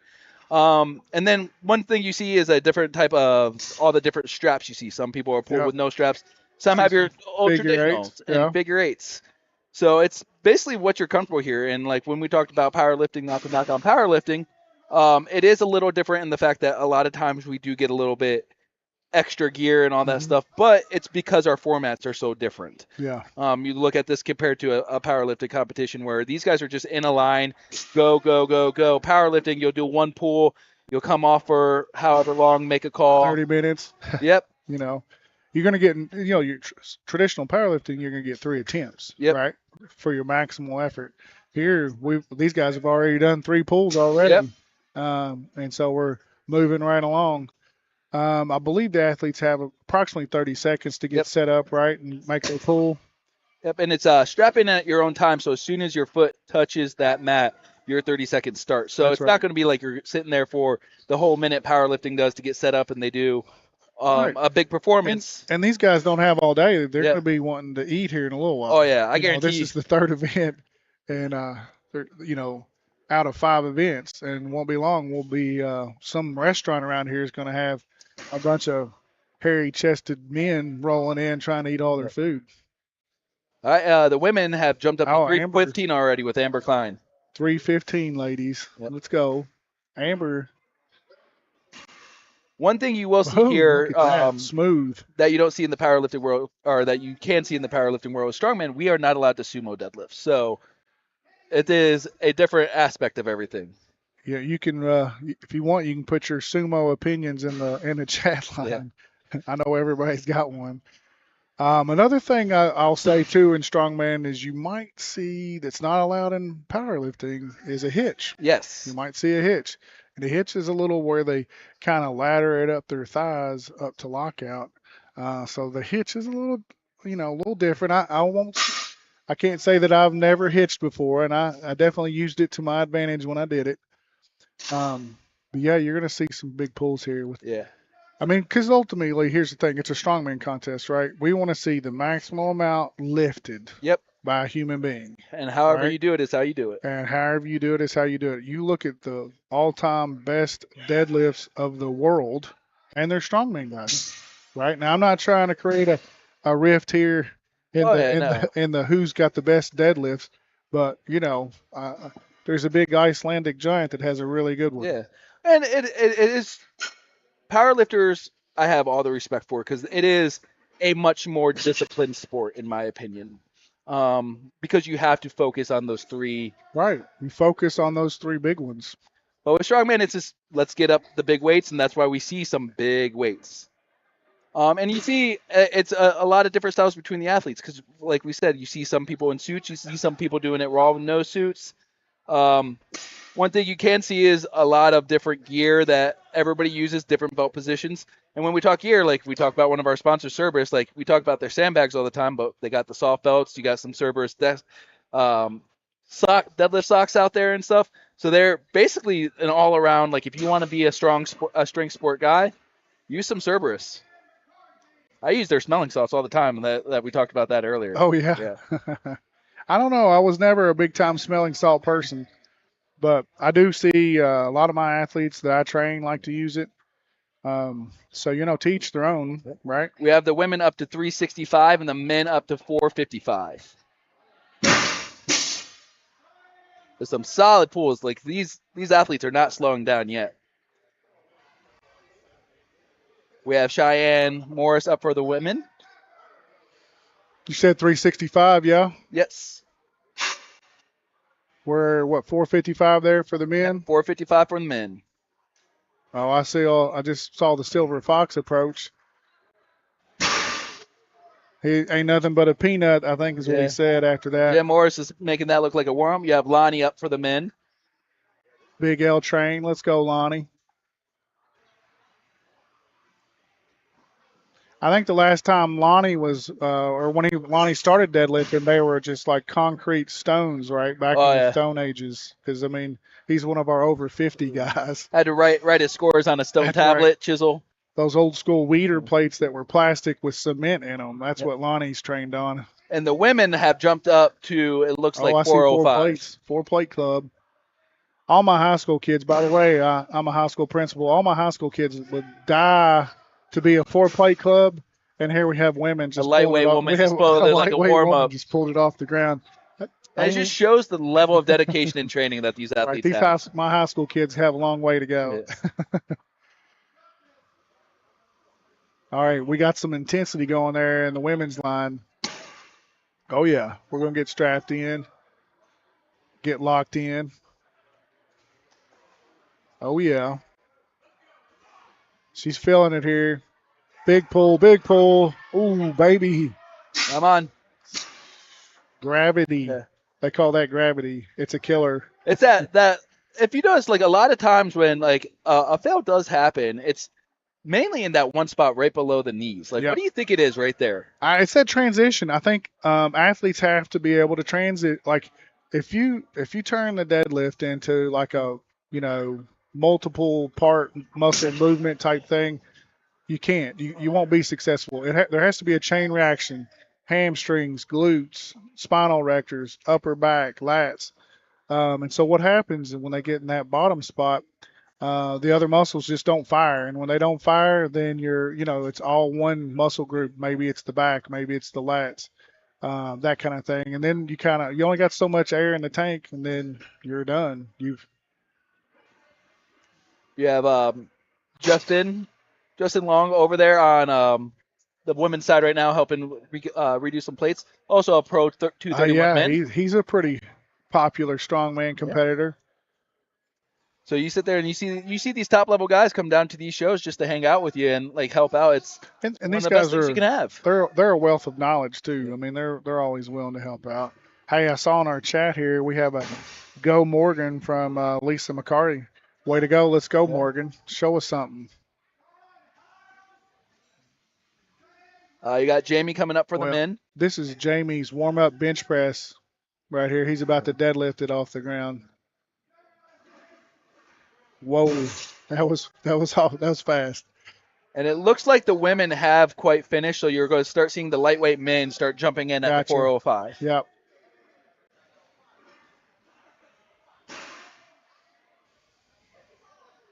Making it move. Pick it up, sit it down. Pretty simple, right? Yep.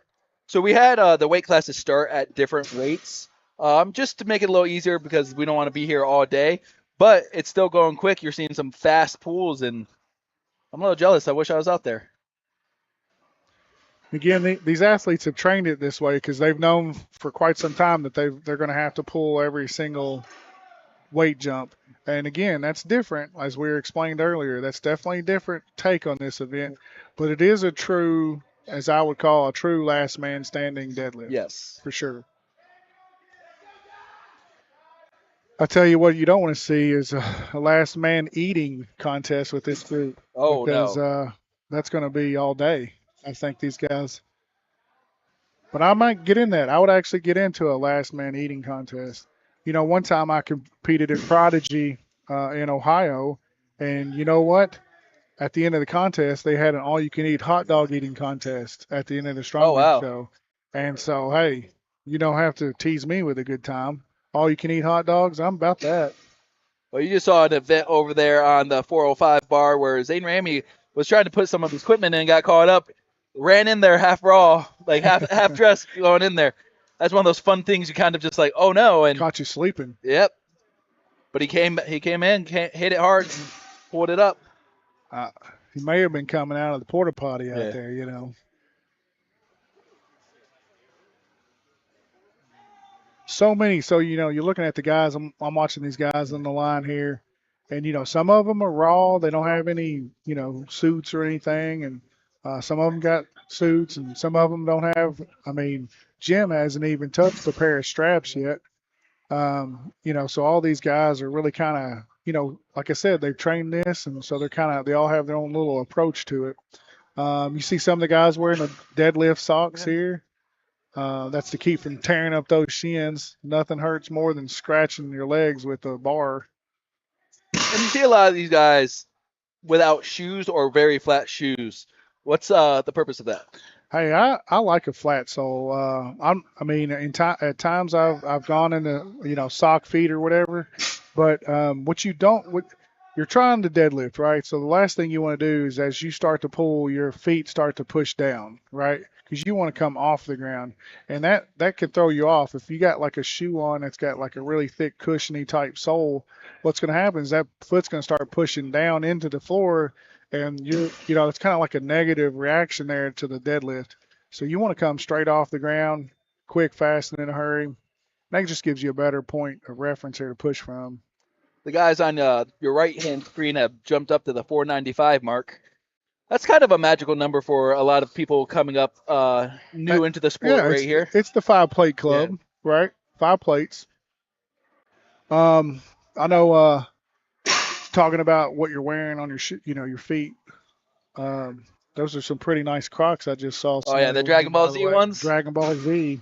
That's like when we talk about the diversity of the sport, you got like I'm a big Dragon Ball Z fan, but you have the big old nerds, you have the I did not know that. Yeah. Adam Conti is Dragon Ball Z. Oh, I grew up on that. Like yesterday was Okay. yesterday was like the 30th anniversary or 28th anniversary of Goku going Super Saiyan. Hey, I was celebrating the 38th anniversary of The Predator, the movie with Arnold Schwarzenegger in it. That's what I grew up watching. I don't know. I missed Dragon Ball Z, I think. So Chad here, he is definitely the tallest competitor today. Oh yeah. And sometimes, you know, the deadlift is not so nice to the really tall guys.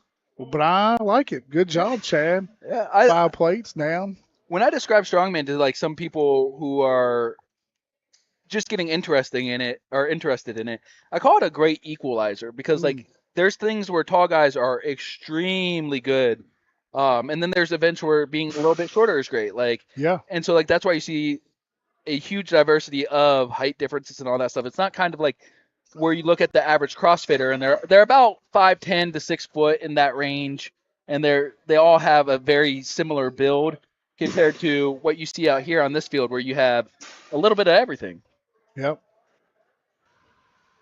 On We got the lighter side of things, I say light, but this is starting to get heavy for a lot of people. We're at 455 and 495 right now. Yeah, Jamie just eating 495 like it was. he probably could have been over row that one. Yeah. We got John House coming up at the 455 mark. Glad to see him back after such a big injury. His spirits are high. I talked to him a little bit in between the events, and he's out here just trying to show that he could still do it. So everything's a win for him. And I saw him. He was wrapping that quad. Making sure keep it tight. Guys, the deadlift, there's really not a lot of room for error. If the bar gets out in front of you, you don't set the hips right. It's gravity's going to win. Yep. We are making a jump to 545 on the right side of the screen for you guys watching at home. And I mean, if I'm looking at the line here, I don't know that anybody's dropped off yet. I don't think either.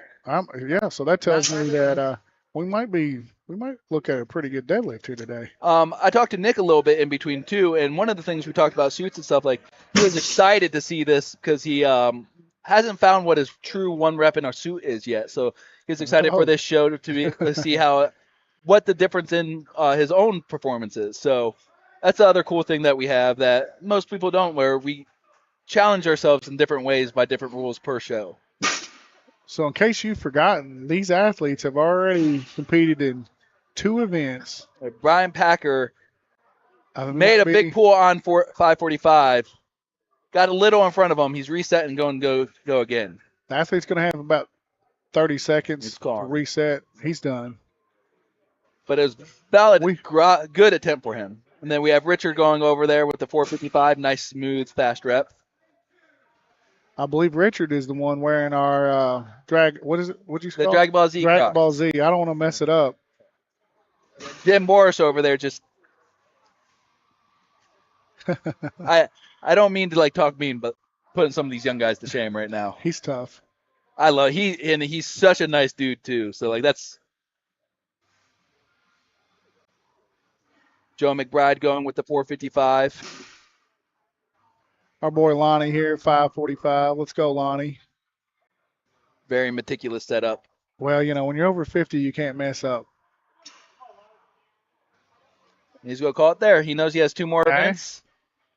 As the song says, you got to know when to hold them, know when to fold them, right?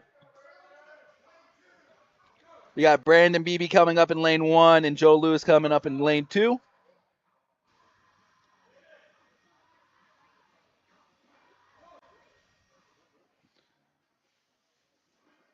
Oh, yeah.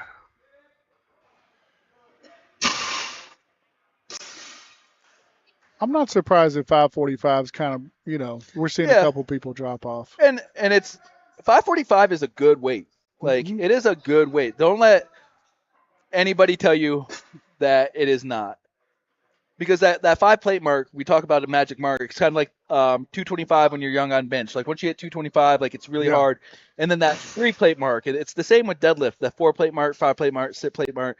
Like it takes a lot of work to get up to those level. And like right in between is where a lot of people kind of like reach that limit until they get a little bit more training in.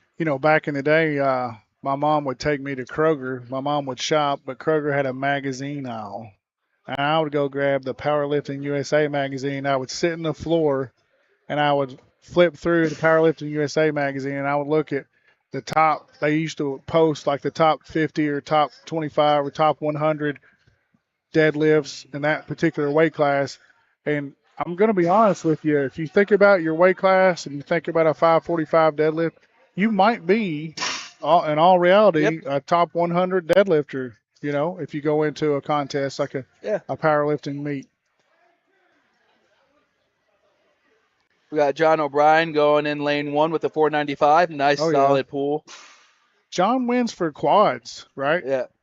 He's got some solid quads on him. He's wearing the really short shorts, which is popular in these young kids today. I don't know what that's all I don't about. get it either. I'm not about that life. John I'm Howe's trying coming to, up. at my age, I'm trying to cover things up. All right, we got Chad Shannon coming up with 545. Good solid pull for John. Nice, Good. easy pull for Good job, Chad. Chad. And this is another thing where you see some people like Chad opting for the long-legged pants. Some people opt for the Yeah. shorts. Some people have like the shorty shorts on. Is there a strategy behind some of those? Well, the shorty shorts, no. But I guess if you're single and you're trying to pick up the ladies here, maybe it's worth it. I don't know. Just shot in the dark. I know some people think that the long pants provide friction, and some people think it's the opposite way Yeah. around. I mean, I don't see any athletes putting in any baby powder on their Yeah. thighs to keep the bar moving. That's a powerlifting strategy I've seen play out. Nick going with a solid 495, making it look like a speed rep. Got Clinton Douglas or Jamie Wilson, correction, coming up with 545 right here. Do you think these guys at the 545 are masters? They're 40, 50 plus years old, Yep. and they're still making this look like child's play. Hey, put in the chat line there. What's a predicting? What's the number based on what you've seen here? What kind of number you think we're going to get here? We're going to reach 700 club. Got Jason Bartlett going. What's it going to look like? What's it going to take to win? Now, while these guys are in a last man standing approach single file line, they are still broken down into their weight classes. Yes. So you're not necessarily, a lightweight guy is not trying to be a heavyweight guy necessarily. Now, there's some serious bragging rights if you can, hang with the big boys, so to speak.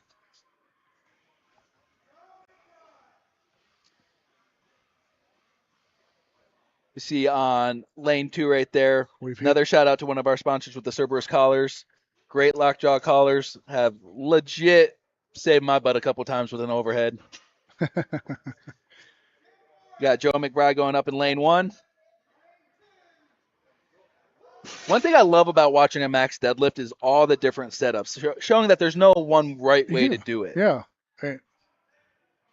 You got to figure out. Sorry, ladies and gentlemen, that's Davey the Destroyer's big belly in the middle of that camera right there.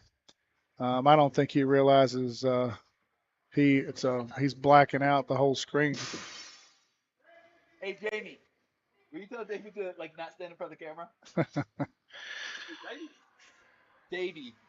Davey was. I think we got him. That is a great shot of Davey. That's the Destroyer right there. You should see what happens in the bathroom after he's done. It's destroyed. I'm telling you. There's a reason why Brian put Porter Johns out there instead of using the office. That is right. Brian Arena, our host for today, 1183 Brock McVeigh, Lexington, Kentucky. If you want to get your back cracked with a chiropractor, come see Brian. I know Brian has worked on some of my athletes. I've got 3 or 4 athletes that see Brian once a week, and they've been doing that for several years now. Brian's been around for a little while. Brian's been one of the guys at the Arnold, helping out with the Strongman doc.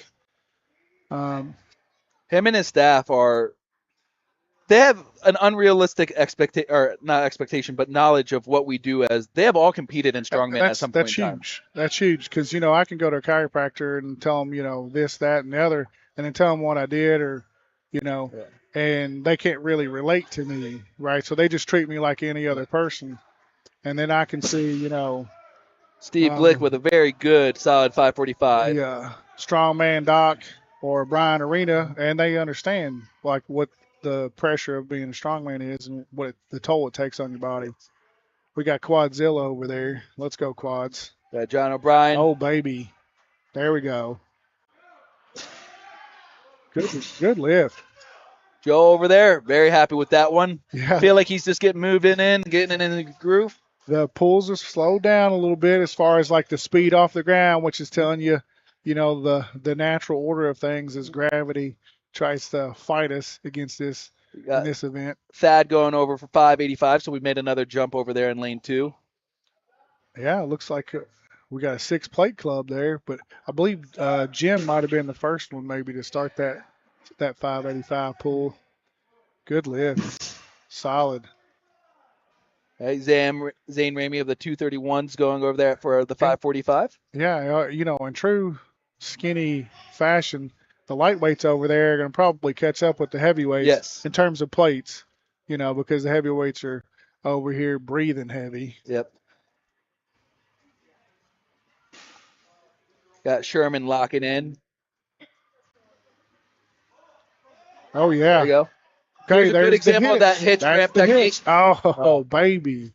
Just fell a little off Yeah, balance, a little too far back. If he could have got his foot placement just right, he'd have hitched that. He'd have got that. Yeah. I would say that he's pulled that probably in training leading up to this contest, and that just tells you what those first 2 events, what that takes out of you. Yeah, max a effort little on those fatigue 2. and Because I'd bet money he's pulled that before.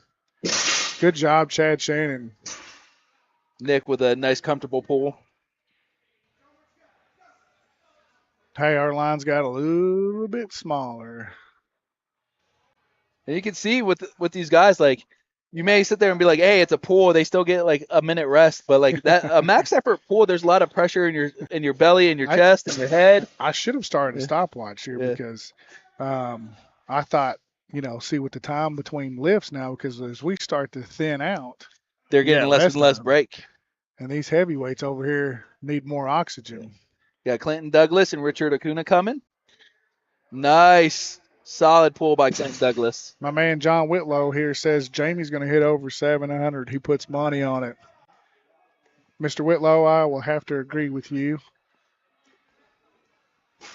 Richard with a nice quick Let's pull. see what he looks at here, this 585 here. Ain't nothing but a peanut. Joe McBride coming over. Shout out to Ronnie Coleman giving us that phrase. Lightweight. Come on. Yep. I believe that might be Jamie's max bench press right there, 585. This guy has boulders. Joe looks nice, comfortable. He has boulders for shoulders. You're seeing with a lot of these guys as we've gotten to this point, a lot of their pulls are they're not slowing down, but they're much more deliberate. Meticulous. Yes. Attention to detail here. And that's what's going to give you that one more jump. Oh, yeah. Here we go. Brandon Beebe at lane 1. And we have another plate jump for lane 2. Brandon's got a solid strongman name, BB. Yeah. Brandon Beebe. It's pretty solid. I like it. Let's go, Brandon. So the lane 2 should be moving to 635, right? And we got. Oh, yeah. Still alive, baby. He's just put straps on for the first time. Big Jim. There you go, Jim. What's crazy is that pull is what Jim's 700-pound pull looks like. Yes. They all look the same from this point on. They'll all look exactly the same. Consistency is key. Like some of the best, if you look at it like Thor when he pulled the 501, it looks like when he's pulling 130, like 135. Exactly the same. Now, I will say, again, like I told you all earlier, this is last man standing, yes, but you're still in a weight class. Yes. So some of these guys may go ahead and bow out because they've won their weight class. You know what I'm saying? If you've won your weight class and you want to save something in the tank, you might go ahead and bow out. And I believe Jim may have won his weight class and is probably going to go and call it right there. He's back over here. He's refueling for event number 4. All right, we got O'Brien coming up with 585. Does the nice roll-in technique to get it nice and tight to the shin. His hips popped up a little bit there. They did, yeah. And that's a sign that you might be hitting that maximal effort. Hey, It's all right. Hey, O'Brien, you're for good. a under 90 kilo man, that's still a lot of weight, Yeah. right? So you got John Hiles coming back up, and then you got Thad, Thad doing a 635. 635 with a nice example of what we talked about when the hitch, where you had that Yep, small little hit. pause, and then you kind of reset, rebreathe, and just finish the pull. Inchworm it up. Yep. Chad Shannon coming up, 635. Again, I've told you, I'll tell you, he's the tallest guy here. This is going to be a big pull for him if he gets it. Man, oh man, get you some. Way to go, Chad. Got Zane coming up, and Clinton Douglas. You think the small guys over there in lane 1 are only one weight jump away from what these big guys are at right now. Oh, yeah.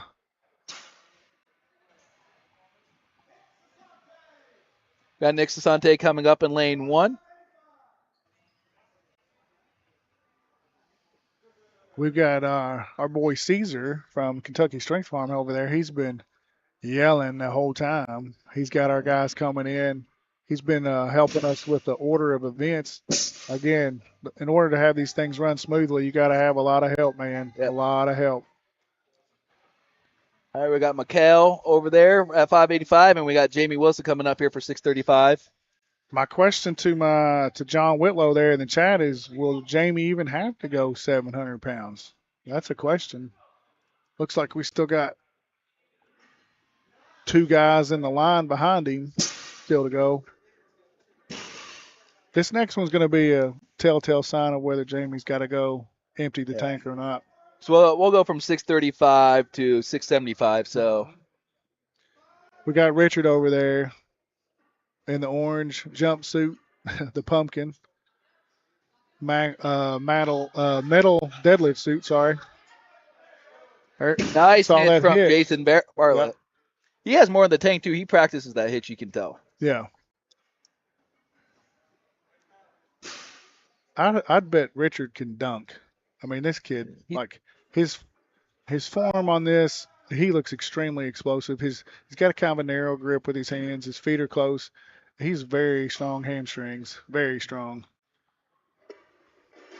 And we are making that 685 jump for lane 2.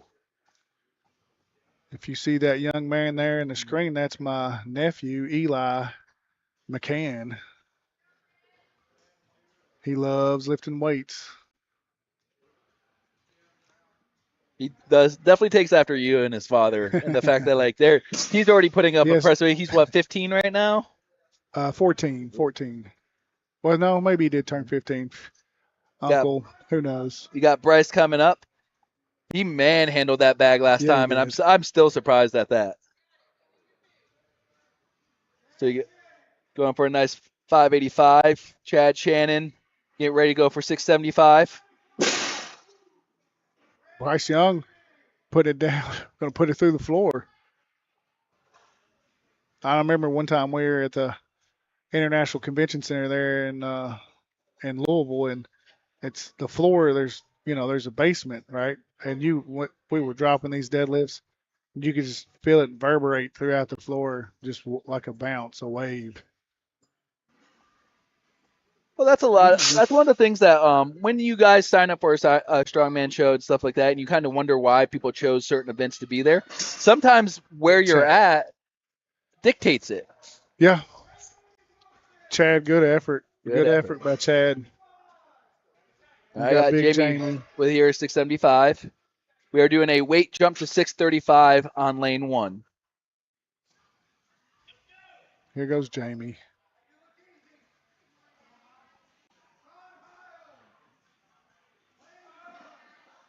Yep, there you go. Solid pull by Jamie. Good pull. All right, here's the question of whether he needs to go to 700 or not. Lane 1 over there, still moving solid. When you see those hips, when those hips start to ride up, that is no-go zone right there. You can't can't cat back it. Cat backing it's going to definitely lead to some fatigue and injury. There's been a couple guys in history where like it's a rarity, but it's one of those things where like Yeah, you have a couple guys where like that is their natural movement. But when you train deadlift, it's one of those things you have to find that thing that works for you. right. And you're thinking of some guys like Lamar Gant, one of the all-time best deadlifters in the world ever. Zane with a nice speedy pull. And it looks like Zany's we just are playing done in around. lane 2. Well, let's see if lane 1 can surpass the 675 from lane 2. Nick Sasante, sorry if I butcher your name. Again, out of the Connecticut area. Made a nice drive down here. Good solid 635.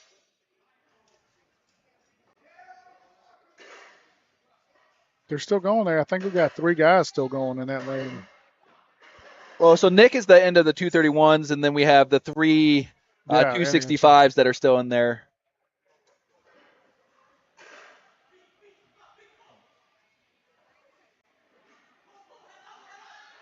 There we go. What do we got? Nice little hitch. Very solid. Way to not Well quit on it. done. So as you get down to this part there's potential strategy that needs to be played out. You know, if this is an event that you think you should win, you need to win it.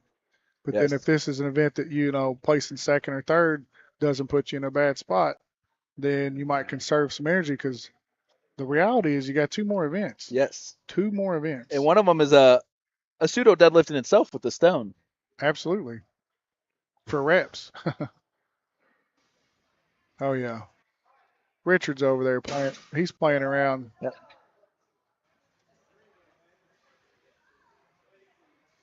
And you got Joe McBride over here.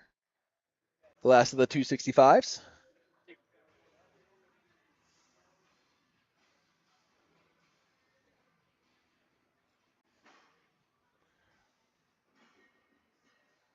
Good. Good solid pull. So now we're looking at probably, what'd you say, give or take, these guys have taken 10 or more reps. Oh, definitely. I believe, I know at least for the 231s, it was starting at 495. So you take a 40 or 50 pound jump in between there. 10 reps, yeah.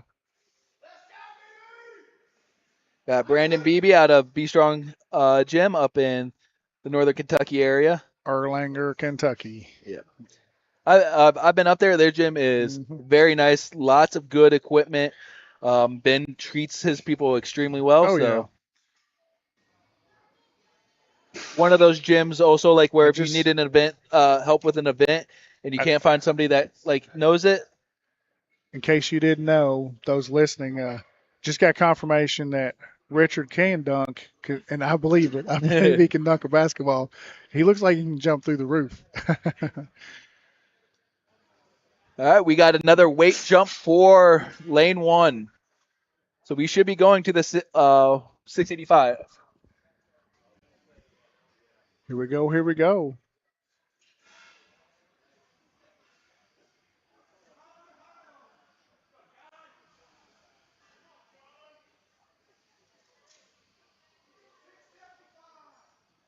Correction at 675. Caesar letting us know. Keeps us in check. 675. Hey, if you're in the Kentucky Elizabethtown area, Caesar also a realtor, so. Oh, yeah? All right. Did not know that. See, you got all walks of life here, right?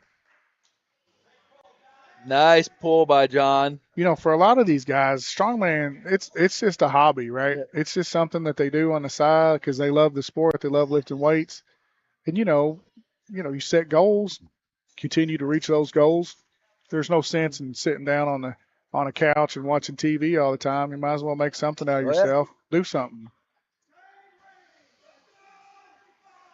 Okay, so Zane's gone with what looks like the Cobra grips, not the figure eights or the long. Kind of like the Versa. Yeah, the Versa. Yeah, Versa grips. Oh yeah, that's what those are. Oh baby. with that shake there, Little. you're seeing the central nervous system like fire everything it Well, possibly can, the central nervous system is telling you no. and you are overpowering your own body at that point in It's time. called, and that's why we call it willpower right Yeah. there.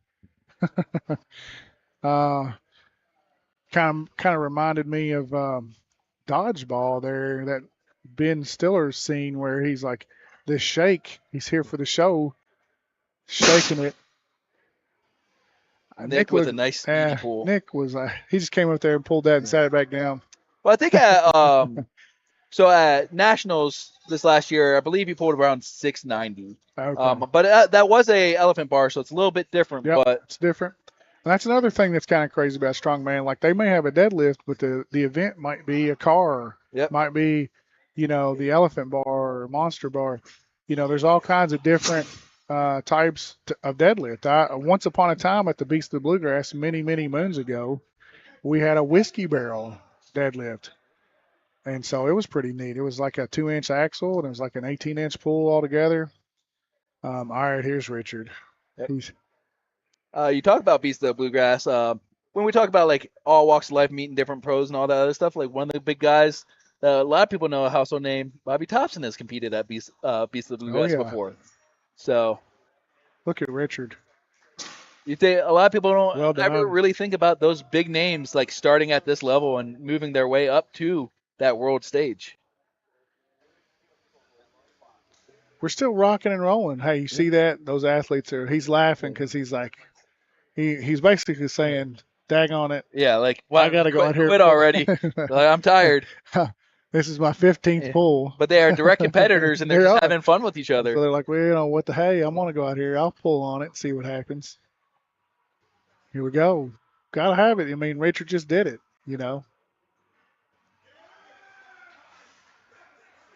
There we go. There we go. Looks like That's we are Joe going to hit some McBride. I sevens. wonder if Joe McBride is related to Danny McBride. The hair looks like it. The hair does. The hair kind of makes me think he's quite the funny guy. Got Bryce Young. Bryce, I anticipate this to be a pretty fast pull here. Oh yeah. Bryce, he's got powerful explosive. hips. He's powerful hips. I mean, he's all right. We got BB. BB brought some fans.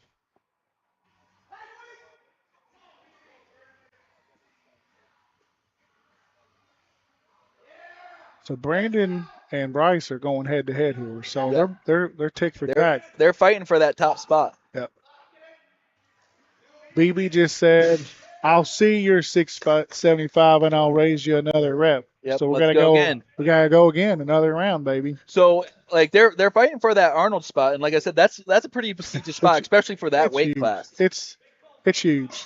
For those of you that don't know, like in that weight class, you make it to the Arnold and you win the Arnold outright, you have a high potential of making it to the Arnold Pro stage with those guys like Bobby Thompson, Trey Mitchell, and all that stuff. So like that's how like that little like that no name guy gets there not no name, but like that littler guy gets there every year. Right. It's because of that. And here's the reality: is like Strongman Corporation has created a stepwise process to get to those big stages. Yes. Right? Because we do this, we put ourselves through this kind of torture day in and day out in our own little training boxes, our own little gyms, our garages and basements and stuff.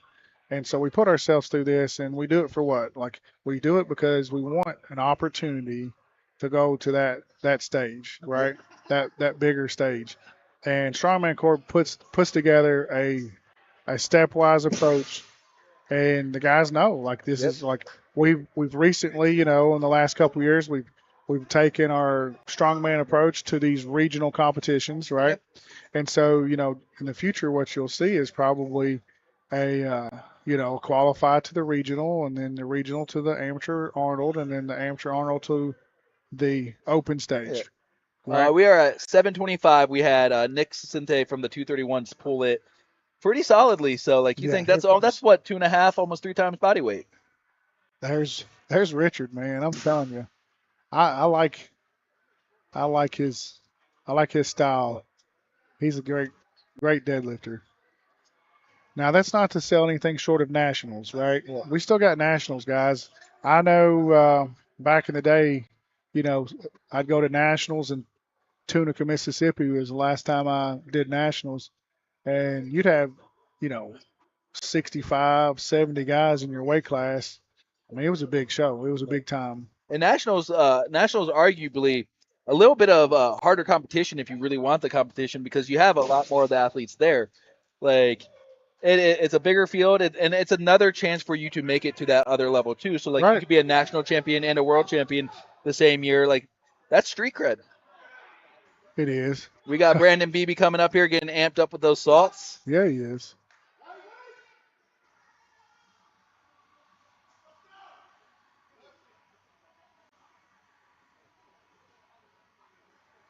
Here we go. Here we go. Big pull. Big pull. Hitching it. Lock it out. Get it. Hold it. Hey, there you go. Definitely strong enough. Like it looked like it got caught up on his shorts a little bit, but he overcame it with Yeah. with a powerful hitch. It wasn't like inch. It was a big pop. So it looks like from there, 725 plus a 50-pound jump or a 40-pound jump. So we're going to 765. 765. Otherwise known as the 8-plate club. 765. 8 plates on each side. Don't worry, people watching. We got plenty of plates. Plenty. Once upon a time, my brother and I had 16 100-pound plates, which made great for competitions, but it sucked to have to move them around all the time.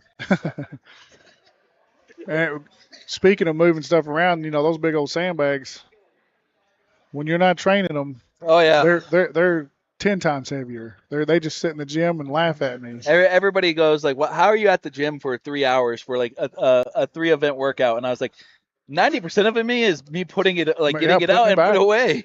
And that's all you young people listening. That is weight room etiquette 101. Nothing can drive an old-time lifter more mad than a young kid not putting plates back on. So make sure you do that. Respect your elders. All right, we got Nick Sicente, 231 athlete, going for 675. He's the first one at it, the first one to get a tug at it. Let's see what he's made of. 765. So we have reached the 700 club. There it is. And we kind of reached it in a weight class I wasn't sure we would reach it in. So definitely one of those things where I think if this was a 3-rep type thing, yeah, definitely probably was in probably there. Yeah, we would have saw some 7s. Big Jamie Whitlow, to speak to your chat, Jamie would have had to probably gone 7 there because he would have put it in his 3 reps for sure. All right, Bryce Young going. So, nice set. Big Bryce. The baby face killer. Bryce, good job. Come on. All right, BB. Tick for tack right here if you're watching. These guys, they're intense, but they still want to see the best out of each other. If you look closer, you'll probably see Bryce in the background cheering them on, trying to get them to get it up. Oh, yeah. And then they're also in the back of their mind, they're like, is this 20 reps into this? So that's another tough sticking point right there is that mid-shin, below knee. Sometimes that happens when the person hitches back into lockout too soon. Yep. And then you're pulling against yourself. And, gravity wins, right? That's that spot where that 13-inch pull is. Yeah. And if you're training this stuff at home, train all versions of it. Train, off a deficit. Train off a 13-inch pull. Train off an 18-inch pull. Train with a 2-inch axle. Train with, if you could do silver dollar kind of deadlift setup, that's a different look. All right, so looks like we are done with the deadlift. As I always like to say with the deadlift, little shout out to John Paul Sigmerson. There's no point in being alive if you can't do the deadlift. Yep. It's a poster. I got it hanging up in my gym. We got one over in Frankfurt. I grew up watching that guy, and he was charismatic, and he was an awesome dude. Looks like we're going to break till the next event. Next one will be farmer's carry.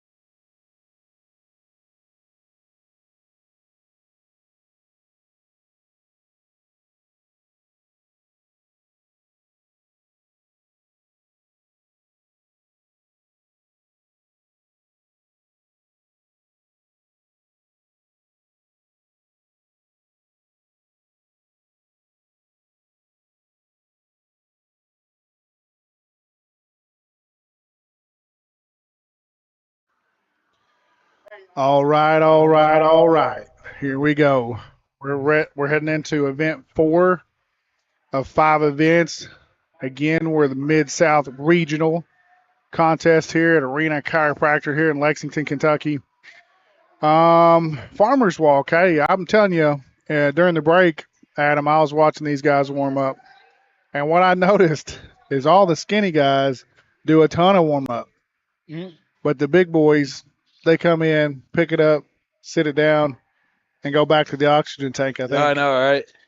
Well, Um, like it's funny because we call it farmer walk, but like, do we ever walk with this anymore? I do. When I get the groceries out of the car and I'm walking them to the house, I try to carry every single bag in each Yeah. hand. And my wife, she's like, "Wait, what are you doing? What are you doing? Don't do that." That's like And I'm like, "I'm training. I'm always training. it's a Okay, sense of I'm pride, but always.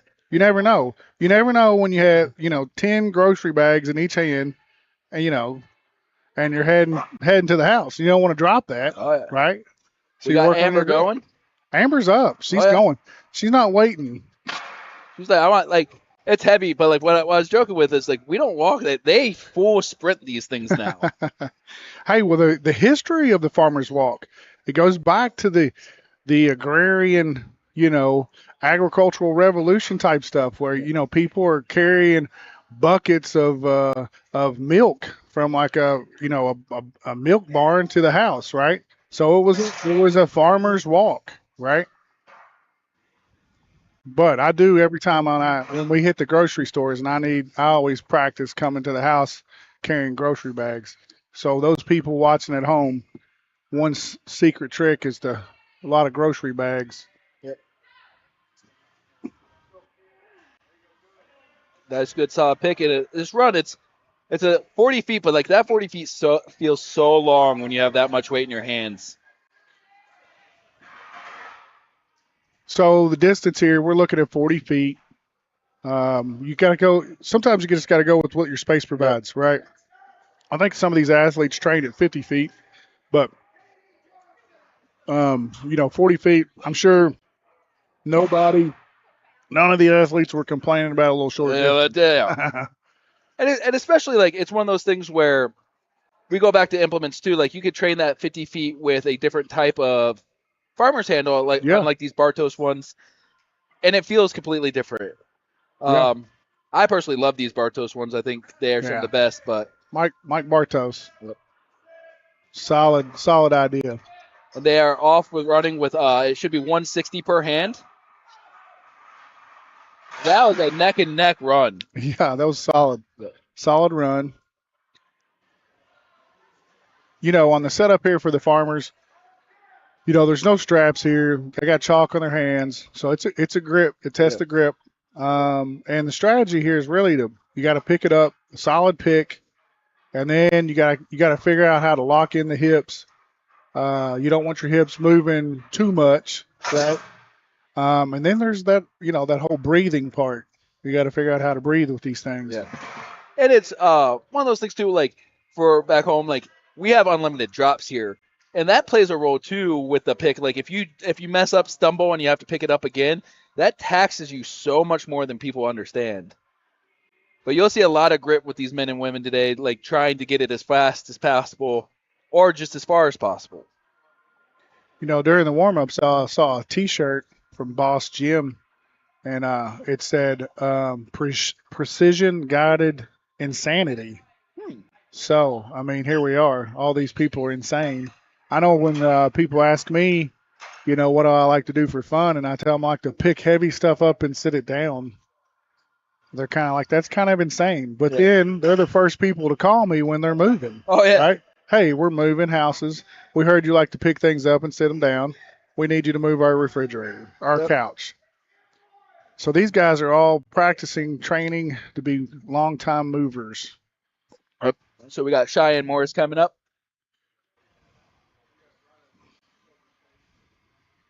Now This the looks to be athletes, about 200 pounds per hand.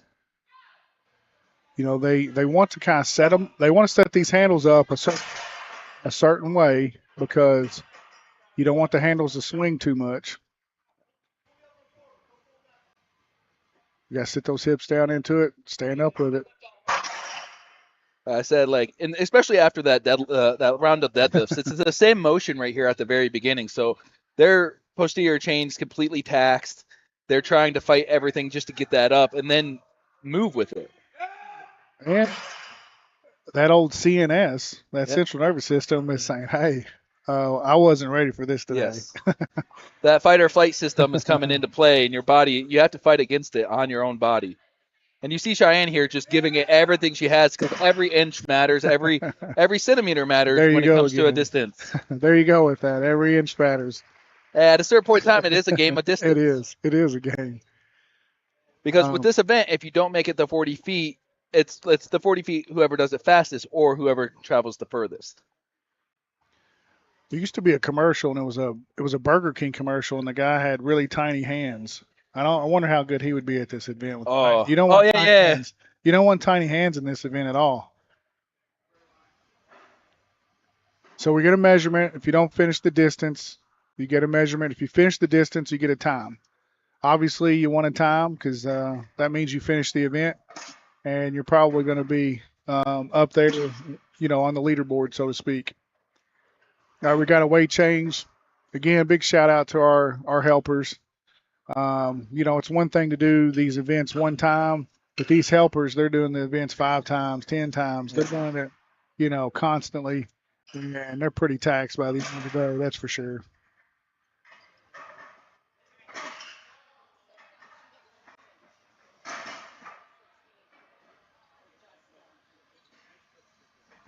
During the break, I also got a slice of cake. And that cake, remember, you guys, if you're listening, we're talking about the Army's birthday. And how many years was that, Adam? 250. 250 years. It's a good thing the cake wasn't 250 years old. Still. It was okay. All right. I don't know what 250-year-old cake would look like, but. Looks like we're jumping up to 250 a hand.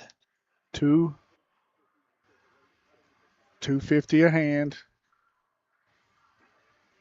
Oh, yeah. For the men's Masters middleweight. A little stroll in the park here. A little walk, a little Saturday afternoon walk. Solid, man. Good work.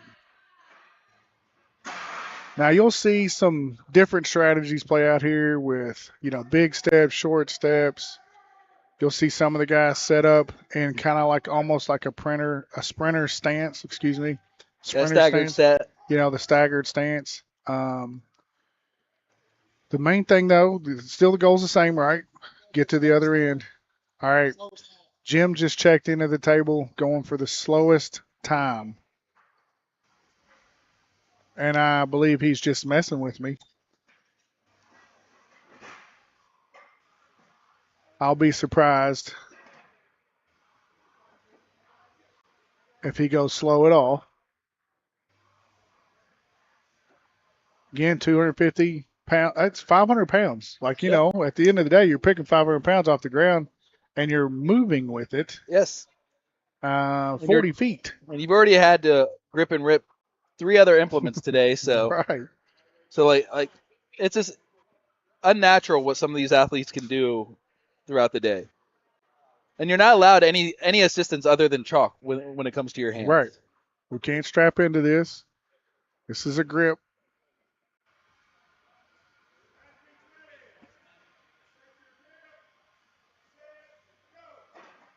Got a set go here.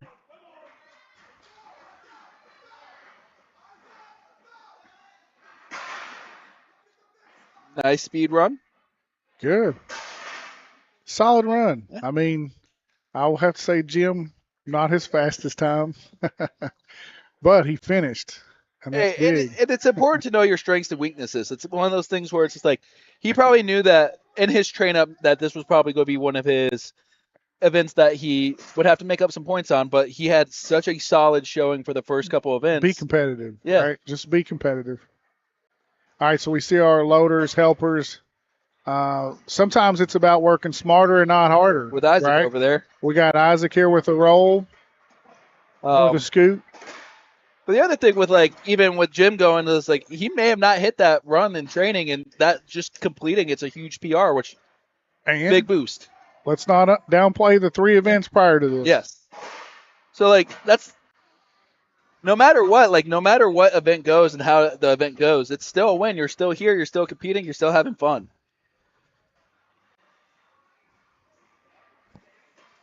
We had a shout out there in the chat line with harvesting strength about that deadlift when we were talking about Bryce Young and what he might end up doing, and harvesting strength said he could probably pull all day long. Yeah. And I have to believe him. Yeah.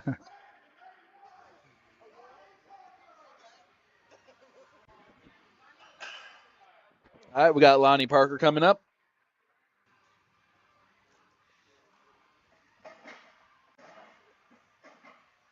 I think he wore that Marine Corps hat today just out of spite of the Army's birthday. Hey, kudos to anybody in the military. There you go, big. The L train is moving, baby. Speaking with him, he loves this event. He loves big grip events. Like, and there he is, just letting everybody know that the grip is his forte. Yeah, well, he does have bear claws for hands. That helps, right? Well, he was telling me beforehand that like grip is his most confident thing. So if there's any type of a grip event, like he really wants to try a show with like a big Hercules hold in it.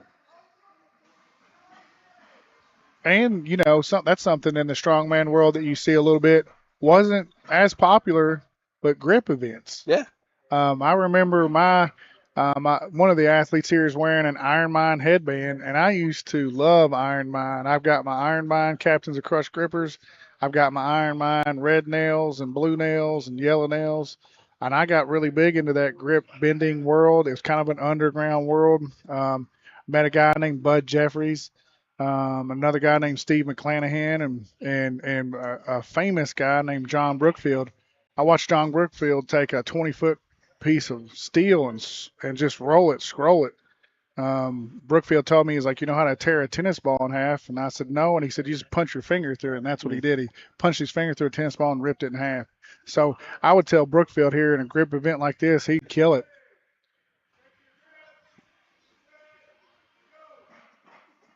Oh, yeah, big start right here. Hey, that's my T-shirt there. Precision Guided Insanity, Team Boss. There you go. Watch your feet over there at the end.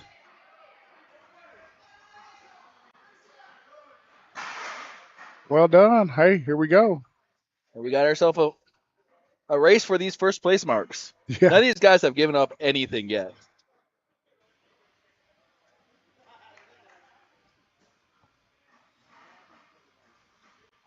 I was telling somebody in the chat there said something about Bud Jeffries. I saw that guy take the Thomas inch dumbbell and clean and press it back in the day, and I was like, man, we were at a strength conference. We had Kim Wood, who was the strength and conditioning coach at Cincinnati Bengals. Chad Coy was there. Brian McNeese was there. Bud Jeffrey was there. And the man, the myth, the legend, Richard Soren was there, representing Sorenex Equipment and closing the number 3 gripper. So, yeah, I'd like to see these guys in these grip events. I'd expect to see a very quick one from Brian right here. Talking into him in the break, he was just like, moving events are what I love. And you saw him take that nosedive with that Husa bag. So I feel like the bags at the other end are in the danger zone. He's been full send all day. Yeah. So watch out, Davey, down there. They're staggered runner stance. Staggered runner stance. These guys come. Oh, yeah. A low stagger, but you can come back from it. Yeah. And you see him just speeding up with it. Yeah. Man, he just mistimed it just by a hair there. Just by a hair. But you see, they can pick it as many times as they get. They get 60 seconds to get it across that line. Yep. And only the front post has to cross. Great effort, great determination from both competitors. This isn't lightweight either. Like, 500 pounds.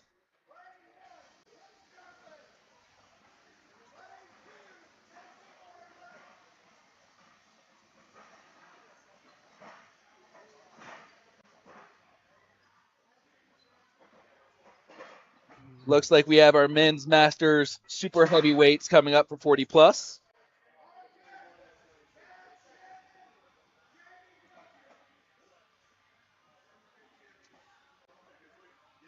Now you may also see like everybody gets a chance to kind of like double check their stance and set up the way they want it.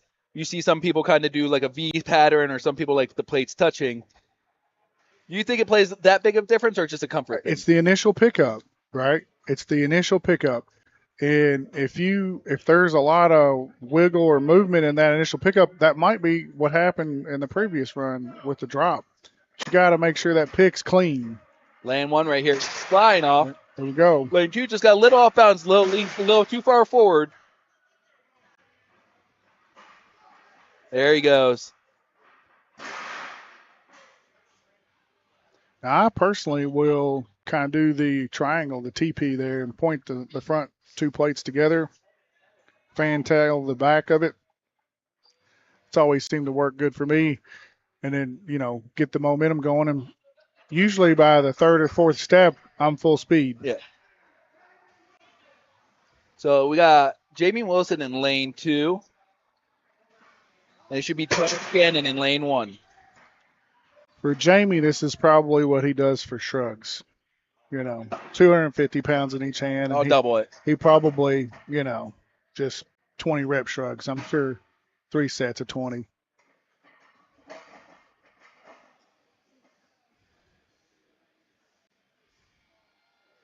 We got Chad Shannon. We got Jamie. This should be a good heat. Yeah. Both very experienced competitors. Yeah. Chad's got the stride if he can use it. Oh yeah. Look at him. Neck and neck. Oh, Jamie's man. pulling it off a little bit early. So you had like short choppy steps, and then you had big stride. Pretty solid. I mean, both athletes put it through. It was good. Looked good. Yep.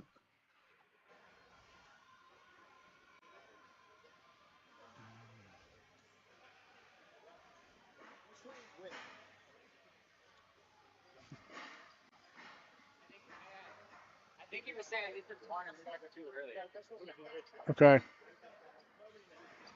I just got to ask which lane is one, which lane's two, and I don't actually know. I'm going to say know lane if I'm one is the supposed to. furthest from us, and lane two is to us. Coming up, we have our U90 men, Steve Glick and John O'Brien.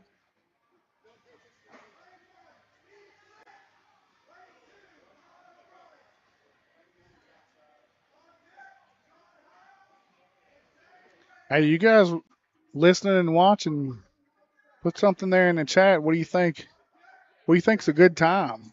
40 feet, 250 each hand. They're getting ready for one weight change. They should be moving up to 280 pounds a hand. Good call there, Conti with the call. Hey, the athletes actually did it. That's like, I like it. Hey, these athletes don't want to sit there and cheat themselves. They want to sit there and go hard. Well, if you trained it, you want to see what you did, right? Yep. You did this in training.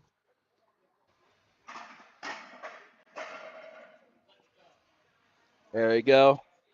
And that's like also integrity with our athletes here, and like how Strongman works. Like they could be like, hey, I want to make this a little bit easier on myself, but like no. No, what's the point in that?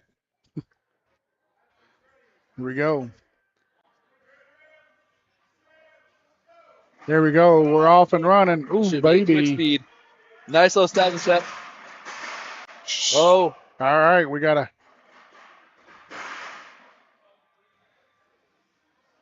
to.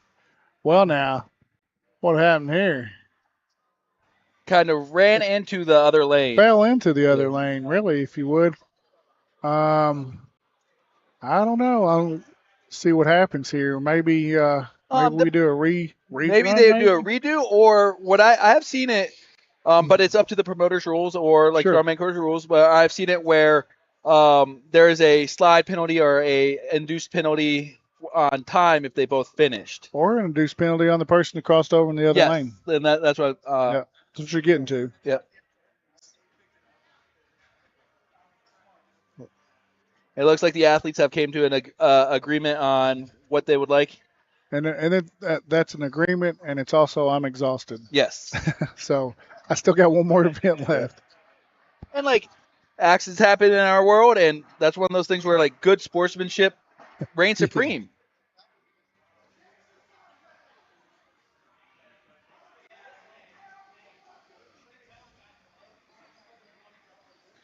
10-second run here will be a good time. I agree with you. 105's 10-second. coming up. They are going to move up to 300 a hand. I believe if you guys could get to the Iron Podium, you'll see some live scores streamed. Not streamed. Okay, sorry, not streamed. It should be on the Strongman Core Instagram. There should be a link to the live scoring sheet on the Gotcha. Strongman Core Instagram. Okay.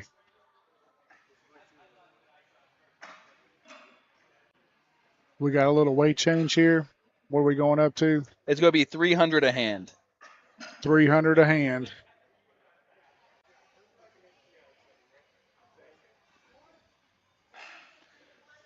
Ten-second runs.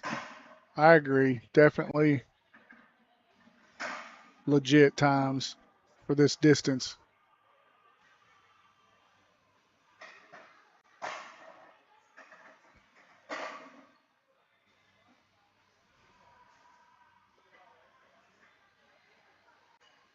We got a really good turnout here today. We got fans. They're packed in here in the Arena Chiropractors venue. We got the big drop LED screen streaming live here on site. I think if my kids were here, they would want that as something to put in the backyard, right? We want to watch a drive-in movie. Oh, yeah. I don't know if I could do it and set that thing up every time. I was here for a little bit of the setup. It's not easy. Those are like individual panels, and they're not easy to put up. All right, so we have Zane Ramy in lane 1 and then Nick Sasante in lane 2. Nick looking super focused, getting it in. Waiting on a couple just different plates.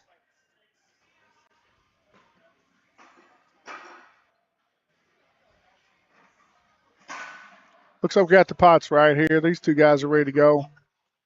I'm thinking fast time here. I think we might see one of those 10-second timers right here. Oh, yeah. These guys are legit.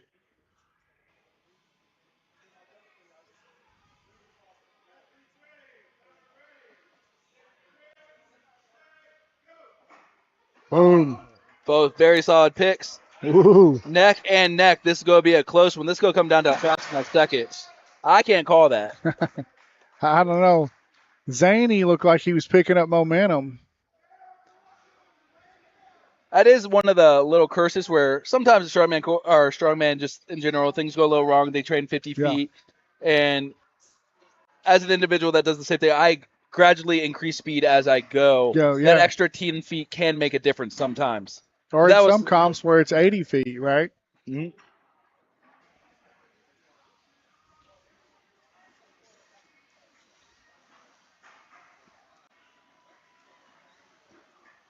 There we go. We finally see Davey Destroyer doing some work out there, people. You know, he's been standing around here this whole time. I'm just kidding. He's been working the whole time.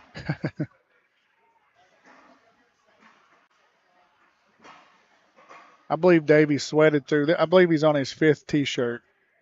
He's already sweated through 4 of them, pretty much. He's good for 1 sweaty T-shirt per event. So, you know, the initial warm-up T-shirt, he sweated through it, and now we're on event 4. So he's probably 5 T-shirts deep. They're also sopping wet, right? So if you're on the live stream and you want to get the live scoring, if you click down in the description, there is a link to the live scoring document.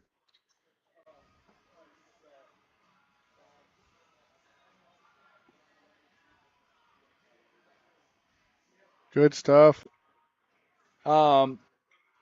So it just got brought to my attention that after coming back from surgery, John House has decided to withdraw. So if we won't see him compete for the rest of the day. We wish him even better recovery, and he wishes his 2 opponents to sit there and kick butt. Battle it out.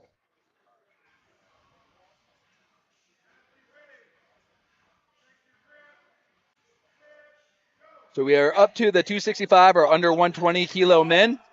Their farmer's walks moves up to 320 a hand. 320, 640 pounds. That's a lot of groceries if you do it in grocery bags, training tips. That's a family of like 16. That's the Our Duggars. one strongman family. As you see, he has given every bit of effort to get every inch and every pick. Those picks wear you out. It's not like you're just picking up anything. It's 540 pounds of weight still. So you just saw there, although it is unlimited drops, right? Although it is that, it just goes to show you, like, you got maybe one other pickup in you if you drop it again, because it's just the fatigue. You factor in 4 events, you factor in warm up, you factor in standing there, you're kind of waiting to go, the intensity, all that stuff kind of drains on you. It just eventually just kind of saps you of the energy. Yep.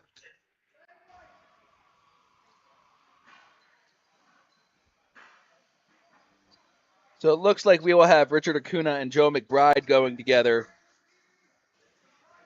And by the looks of these guys, I feel like it's going to be a quick run. It's going to be a neck and neck heat.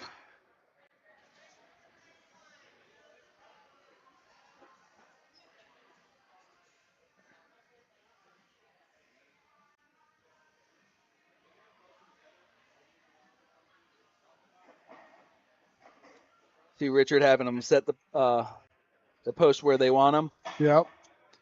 Might as well, right?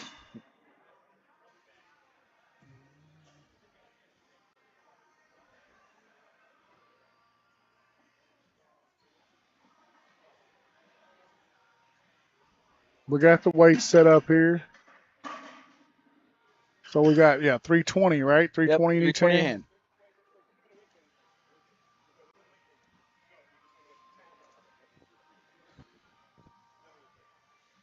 Okay. Athletes ready, they said. Timer ready. We got the pickup. Neck and neck heat. Oh, man. Richard just kicked it into another gear. Mercy. So you saw there, McBride was pretty steady from start to finish. Richard picked it up towards the end, almost caught him, but I believe McBride got him.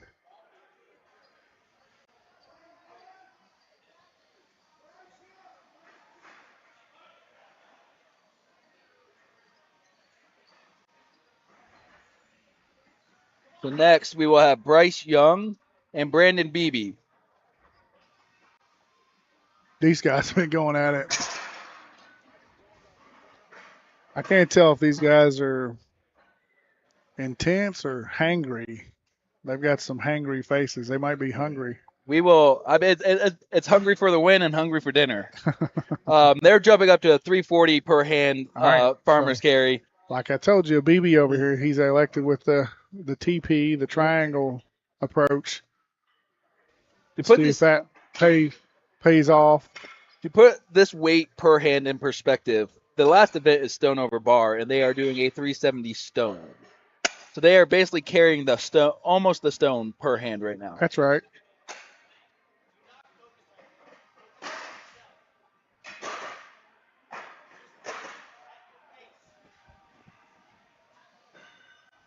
Got a little plate change here.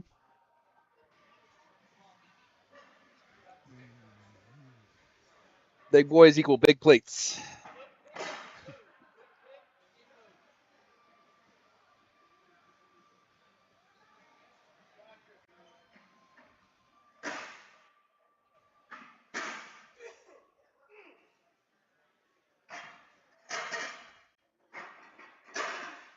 This will probably, this ought to get us close to, this should be the last, is this the last run? This will be the last run, and we'll move into stone over bar.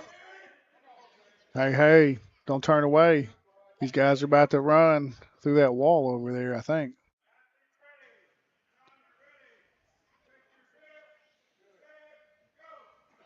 Big pick. And they're off. Momentum's going. Beebe coming up on the front end of it with a short stumble at the very beginning, but he kept it cool, calm, and collected the whole time. Yeah, good run. Good job, Brandon Beebe. You see all his boys from the Be Strong Gym up in Kentucky coming out. Congratulate them. They always have a cult following when they come to shows. A lot of support.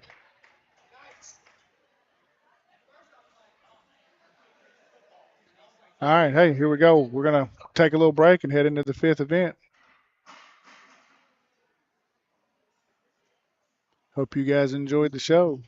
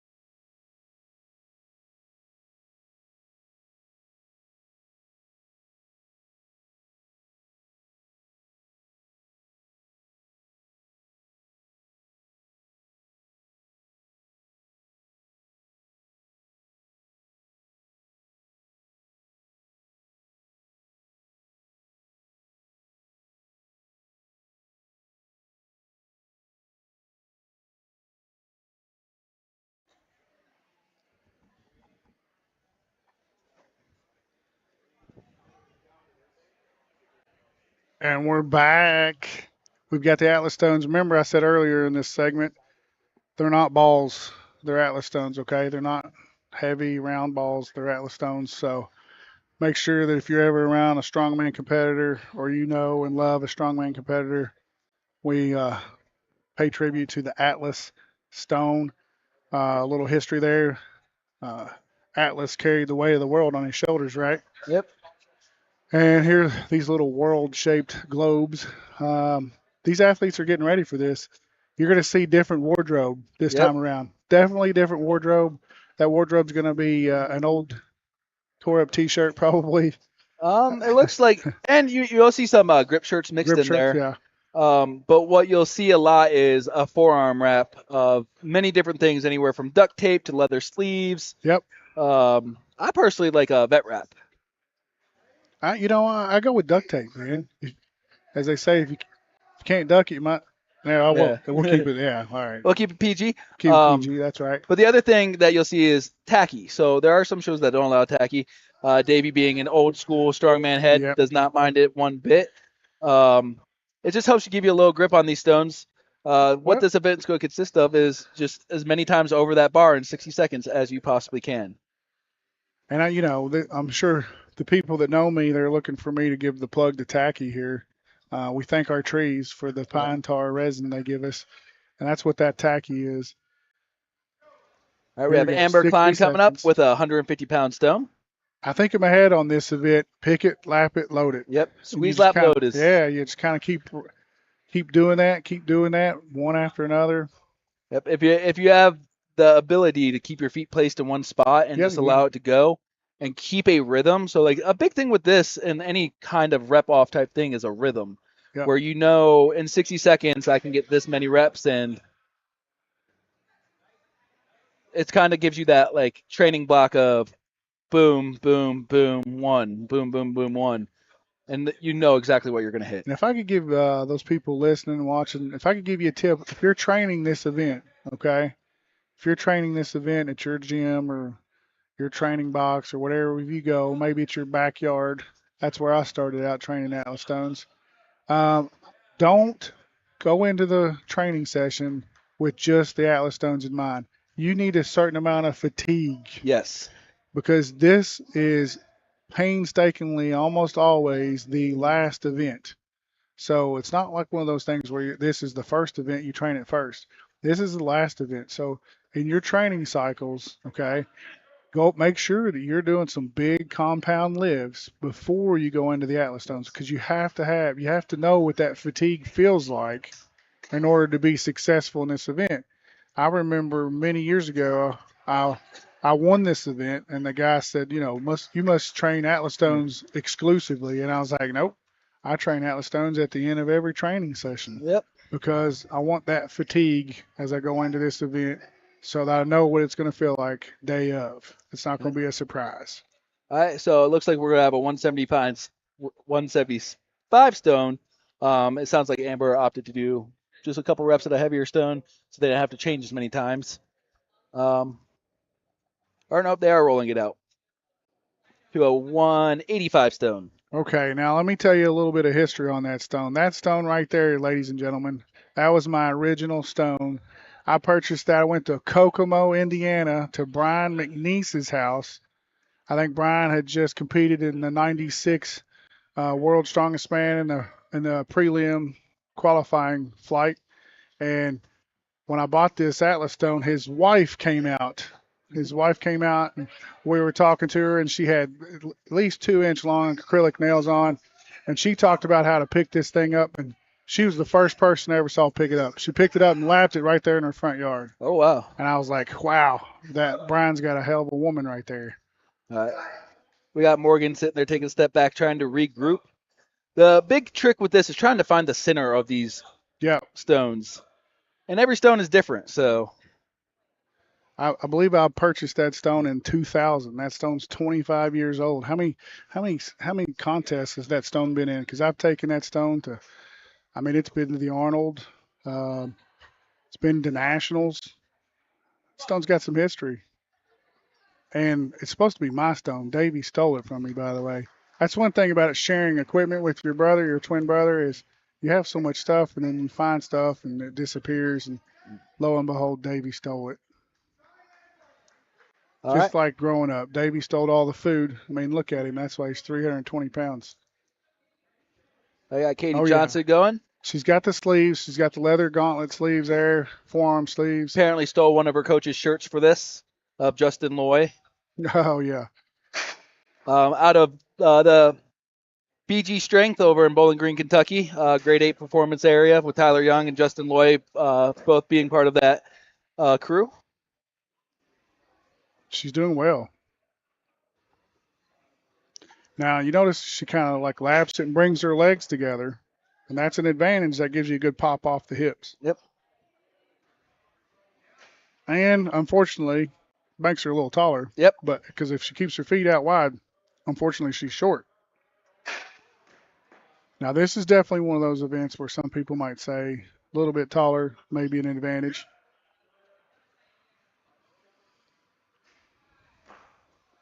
But an athlete will overcome. Good work. Good work.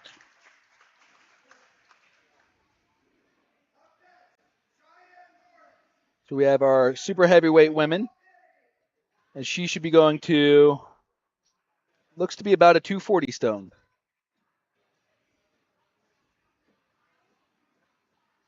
Here we go. We got Davey the Destroyer rolling the stones out there for us. Appreciate that, Big Dave. That also looks like one of my stones that I purchased 25 years ago. It's all coming to fruition now. I know where all my stuff's at. It gets well used and well loved, all right? Used. Yes, it does.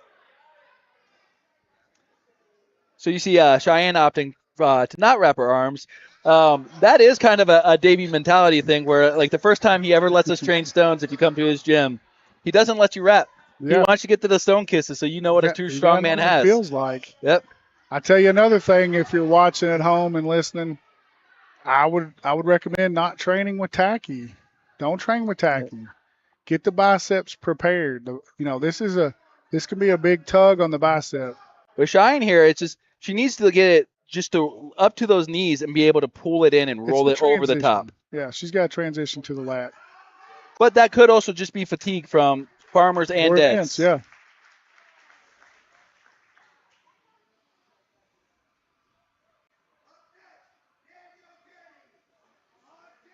You guys, you don't know if you all can hear him, but Caesar's down there keeping us moving. The strength farm.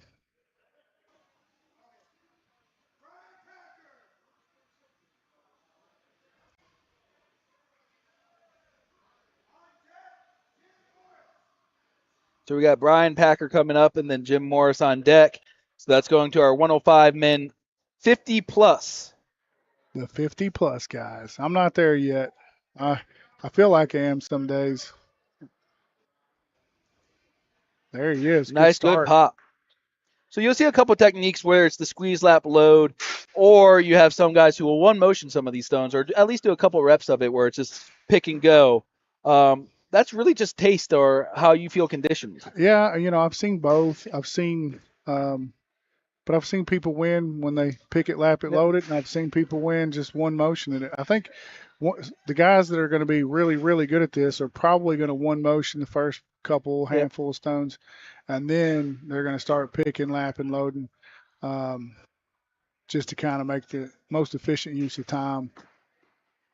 Once again, it's that find that nice rhythm and know where you end and where you begin the next step. I say a solid performance on this. Anytime you can get double digits in this event, 10 or more reps, you're in a really good place. He's going to put Jim to the test here. Yes. Jim's going to probably need, I don't know how many reps that was, but all right, so 8. He got 8. So let's see what Jim can do. Jim's has challenged me today for a head-to-head stone event, so I'm going to see what I'm up against. All right, 1 Mississippi. Jim looks pretty efficient here. He's got 2 down. He's not spending a lot of time in that seated rack position, so. And this is where you can kind of see that like he trains a rhythm in the fact Yep. that every stone is the exact same tempo. It's got to be 8. I think that's close to 7, maybe. Let's see what he's got here. He's a machine. And each He one just hit looks 9, so each one looks just as good as the it first. looks exactly the same. That's that precision guided insanity I think we talked about. He's still going. Well, might as well leave everything on the last event. I see you, Jim. I see you over there, double digits. He's challenging you to He, like what next year? that was a secret challenge, I can tell. I know his kids are listening. Might have to swing by the house and have a little head-to-head Atlas Stone event. Me and Big Jim. All right, we got Lonnie Parker coming up for the Master Super Heavyweight Man, 50 plus. They're going to jump to a 260 stone. 260 stone.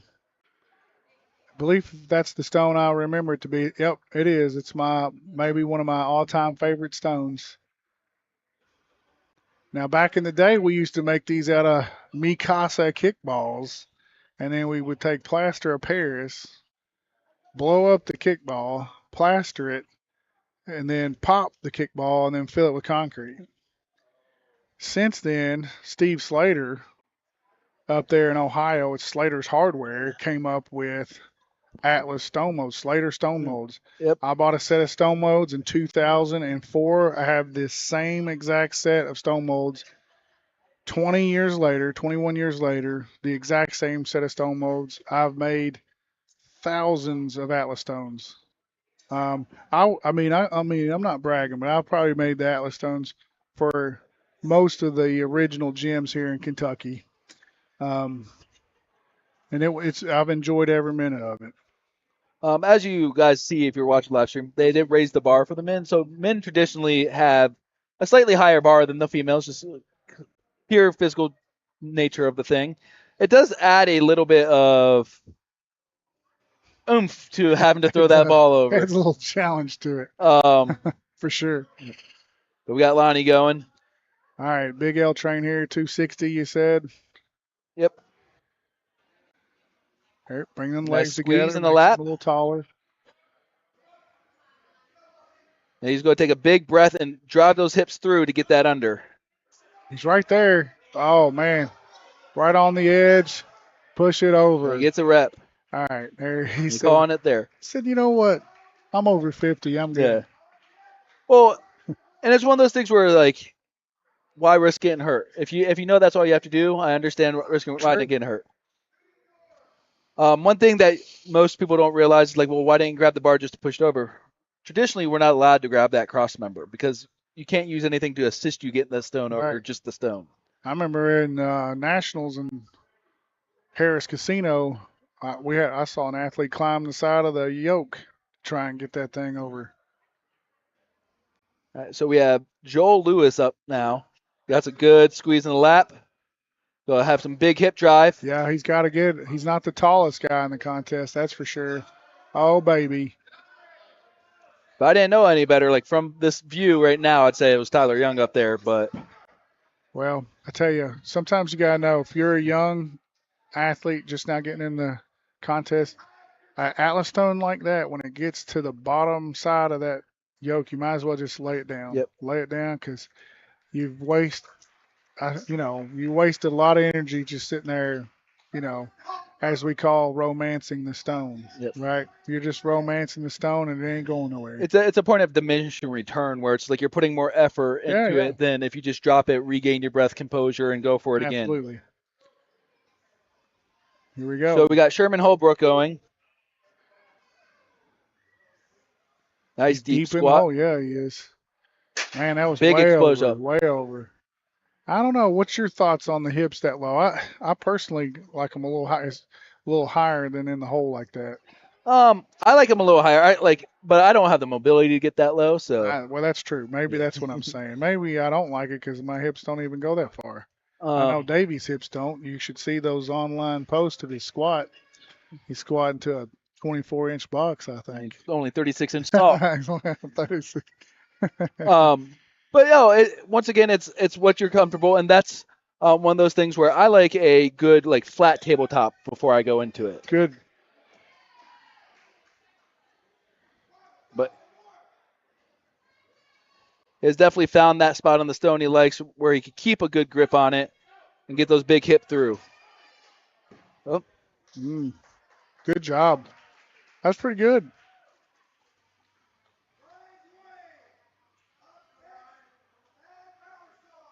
all right, we got Brian Dwayne coming up. He's been full send all day, so we'll see what he's got. If he's got anything in the tank, I'm sure he does.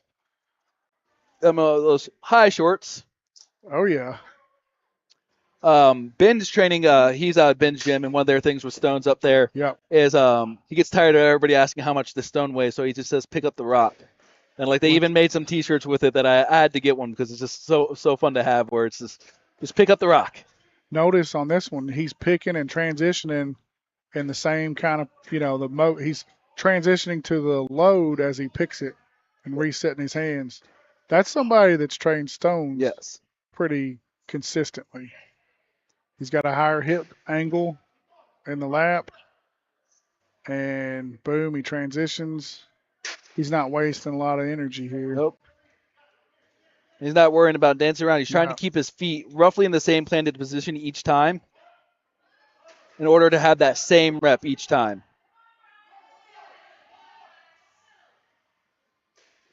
Oh, yeah.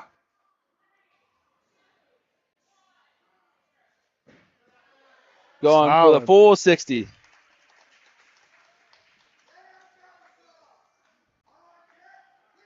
Solid.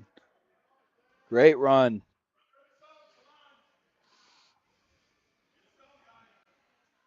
Oh, I heard somebody say you're the stone guy. I wonder what we got here. We may have a battle here.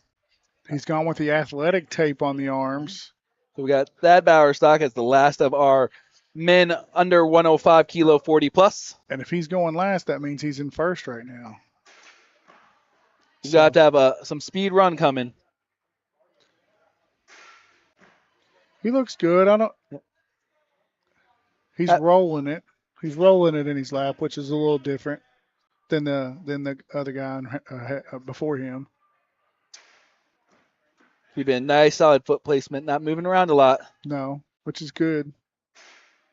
Because once you know like where your feet are, that you can easily throw it over that bar. You don't have to search for it again, which is nice. His height plays here. I can tell with his height, hip angle, he's able to kind of get that rep over there pretty quick. I'm not a huge fan of him rolling it into his lap, but it's working for him.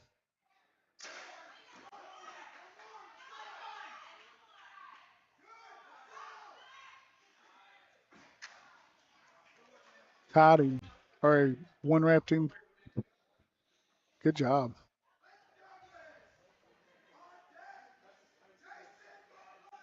So we are moving into our Masters Super Heavyweight 40 plus.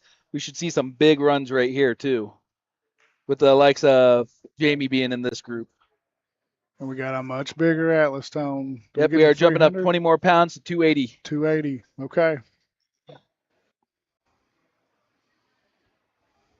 This is what's crazy is the where the sports come from. I don't know if I said earlier, the idea of strongman, world's strongest man, that idea started in 1977. And then in 1997, the idea of like strongman, amateur strongman here in North America started off. And, Atlas stones that were like 200, 220, 275, those were the big Atlas stones. Yep. Those were the heavy ones. But now you see, it's not unusual to see a 400-pound stone at a contest like this. Yep. It's not unusual to see athletes going in a 300-pound stone. And again, it goes back to like things like access to equipment. Slater's Hardware made some Atlas stone molds, and people can make them on their own. Or they reach out to me, and I'll make them for them. Yep. Or like even with Cerberus sandbags, like If you Yeah. don't have access to a stone, you have Yep, you a get the heavy sandbags. you have a heavy pick and a heavy And I'm load. telling you guys, if you're listening, like those sandbags are worth it. They are absolutely worth it because sometimes, some days, these Atlas stones, it's dirty and it's tacky and dusty. I'm not saying don't make that as an excuse not to train them, but if in a pinch, you can get those sandbags and you can get a very, very similar workout. It's not the same, but it's extremely similar. And the transition from what you do with the sandbag and what you do with the actual Atlas stone is almost dead on. Yep. That movement, that muscle group, those neurons firing, they're firing just like that in the stone as they do that sandbag. I think sometimes a good bag too, because like it has a little bit of give, it forces you have to have a little bit You more. gotta go a little tougher. You gotta squeeze a little Yep, tighter. and you got to have a little bit more hip extension, Mm-hmm. which will help when you have that much more solid stone against Yep. you as well.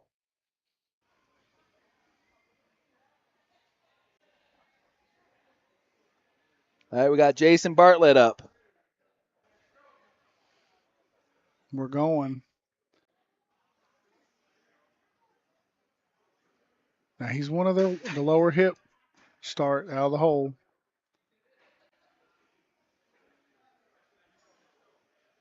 I should say I was mean to my brother on his mobility on his squat, but he did have ACL surgery back in the day, and that knee just doesn't bend like it used to. Yep. As you saw there with Jason, it just he got a little quick. He thought the bar was the ball or the stone was over the bar a little bit, and kind of just let go a tiny bit too early. Well, one tip you can give them: don't step back. Yep. Don't step back from step two. Step to the bar. Step to it and see what happens. Taking a step back to sit there and He regroup, might be or done. he's deciding it's not worth it. I think he's got a little twingy forearm there. Keeps looking at his forearm like he did something there, maybe. Chad All right, we Shannon. got a good the length of his arms and his height. It's gonna be a hip toss.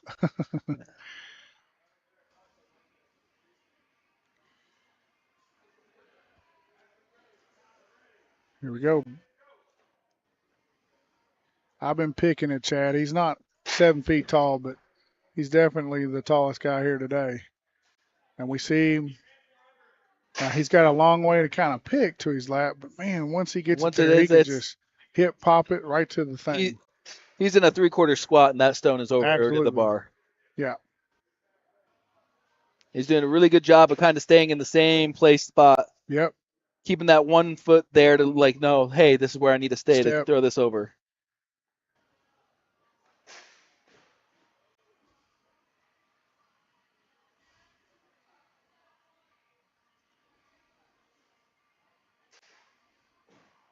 Nice, just Yep. He's explosive. just kind of he's done this before. I know. Back in the day, he used to work out with Jason Parman over in London, Kentucky, and they would train Atlas stones. Parman's gym had a gravel floor, which made Oh, lifting Atlas stone a little more tricky because the floor started moving on you. all right, we have our last competitor for the men's super heavyweight 40 with Jamie Wilson. Jamie's elected with the pink or purple colored forearm wraps. Jamie's had a good show here so far. I anticipate a few reps here. He one motion. That was a one motion. We hadn't seen that yet. Now he's going back. I think that's a smart move. I Yeah, think it's a smart move. I think sometimes he you feel it conserved some out. energy there. Yeah, I didn't think that one motion was a super duper easy motion. So, yeah. and it could be, these they don't have these Atlas stones. They're not his Atlas stones, so he's got to kind of factor into Yeah, the you gotta feel it uniqueness. out. So sometimes you could go in with the game plan of one motioning them because it's a weight that you can, and then you feel that stone it being a little different. Right. Adjust your game plan. It seems like it hasn't phased him at all. He's still keeping a good rhythm. Well, I know that Yeah, second one he threw it hard enough. Our yeah. worker Isaac over there had to run and chase it down. He's calling it there.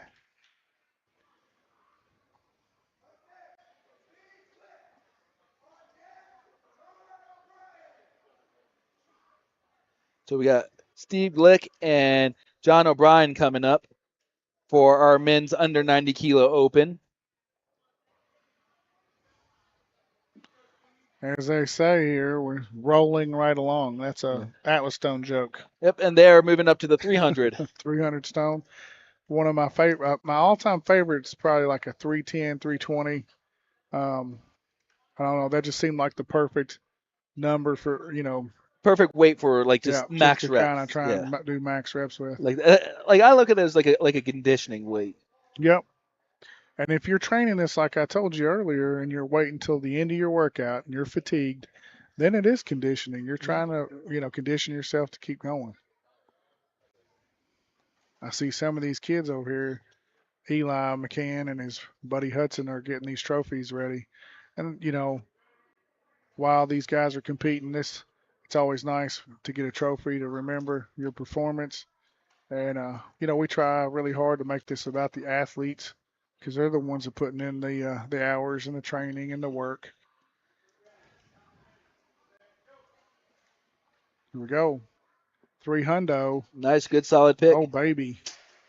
Hey, big stone here, big stone. This is probably 20-inch stone mold. Yeah, I think the 300 the 22-inch. 22? Yeah. Okay. Which the diameter of the stone does play a big difference. It does.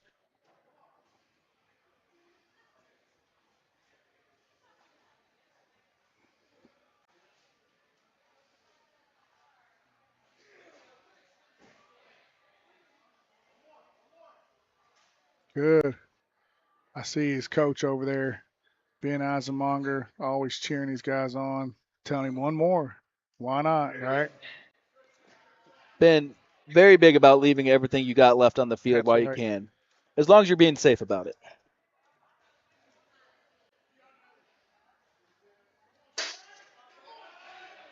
There you go. Good job.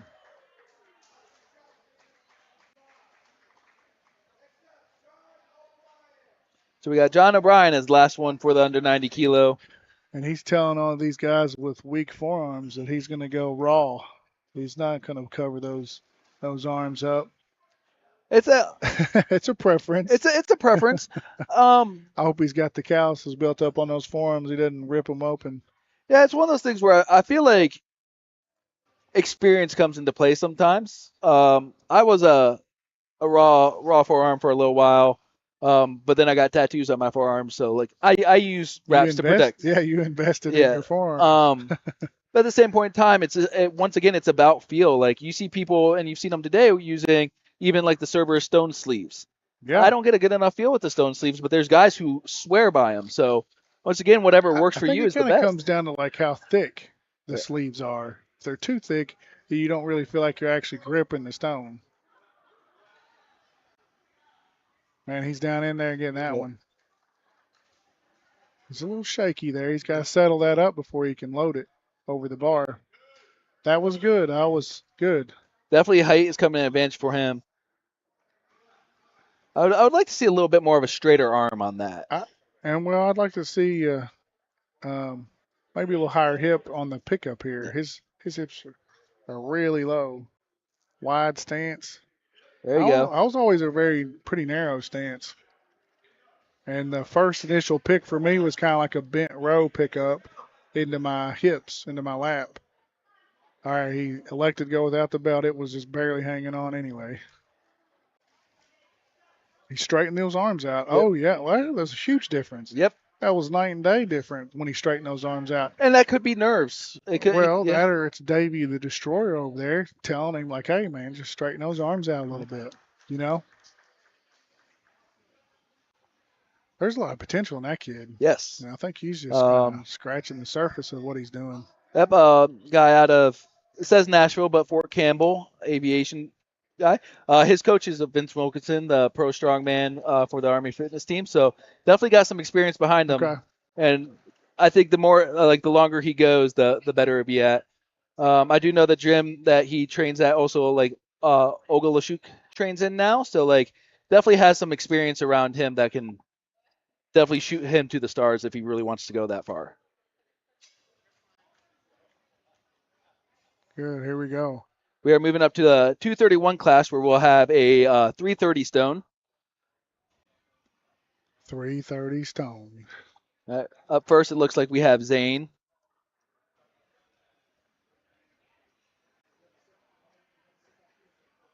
Mm.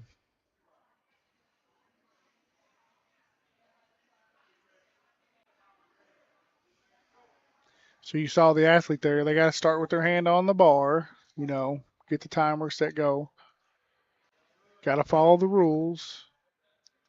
A good, solid first stone. Yep. Good pick on the second. Now got to load it. Good. Triple extension there in the ankles and the knees and the hips. That's critical here. I try and tell people it's like, it's like a power clean. Oh, yeah. Great fight. Great fight. That was a battle. Definitely has more in him. He just has to sit there and stay collected. Like, you can't Yep. let that how it felt, let you panic. Get that breath. Get that re-addition of some more tacky. Because, just like the sandbag, the Husa bag, that stone on your chest is sucking the wind out of you every second and it's up there. I believe we've said that every event, something's sucking the wind out of you. That's a good strong man. Yeah. Every one of them are. And they wonder why we're decently good at cardio for our sizes. All right, we have Nick Sasante up.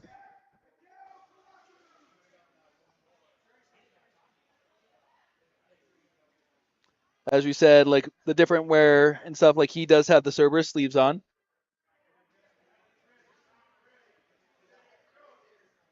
And we're off. He's being pretty calculated in this first pick.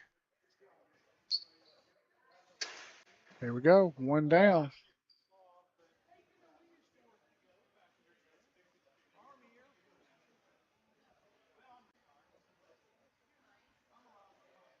There you go. Nice, Yeah. solid hip hinge. 2 down.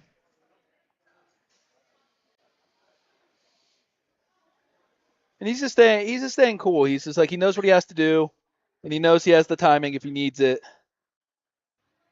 And he's also exhausted, so That's right. reapply a little bit of tacky there. Yep. Sometimes when these stones, when they hit enough times, they get a little dusty, and that can play into that tacky. Yep. Pull it right off your arm.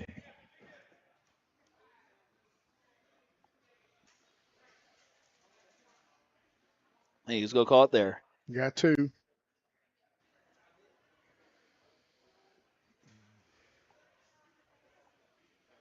All right, we're going to move up to the 265 class where we're moving up to a 350 stone.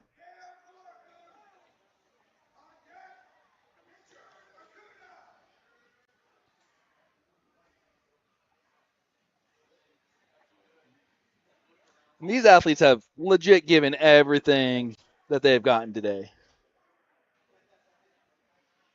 And, most of them have probably trained 16 to 12 weeks just for this show. And that's a lot of time and effort.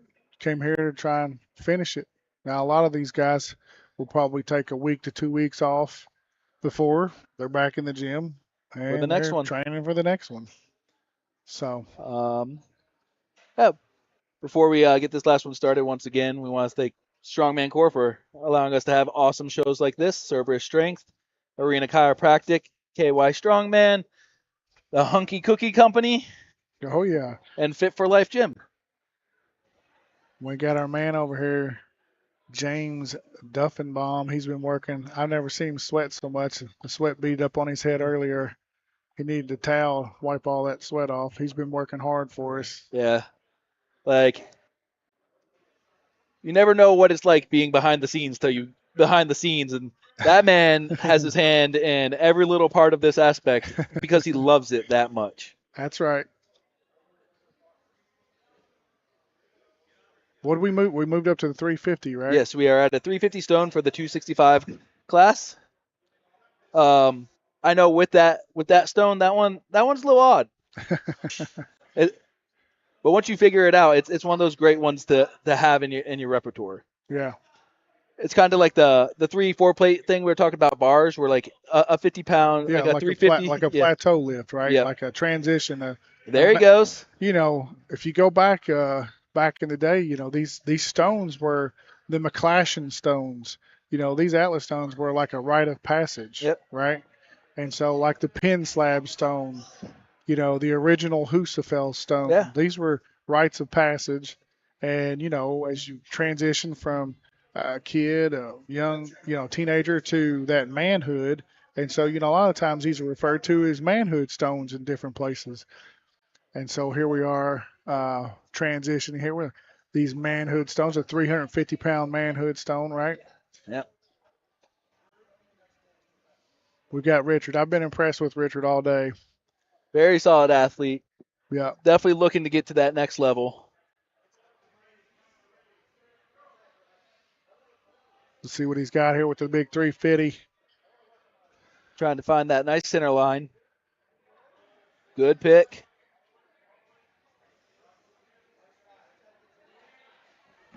Oh, kind of let go just a little bit too early. Okay. That's just feeling it out, though. Feeling it out.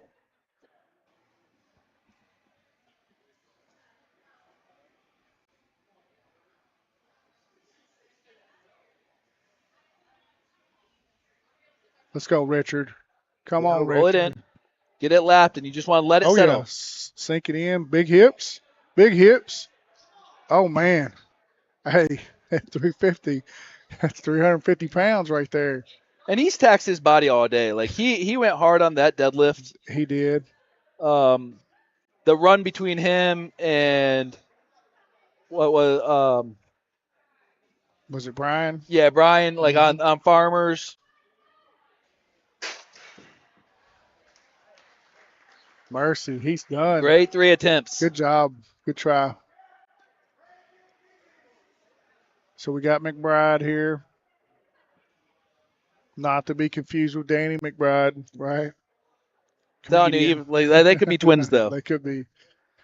I think if I hung out with this guy long enough, he might be Danny Yeah. McBride.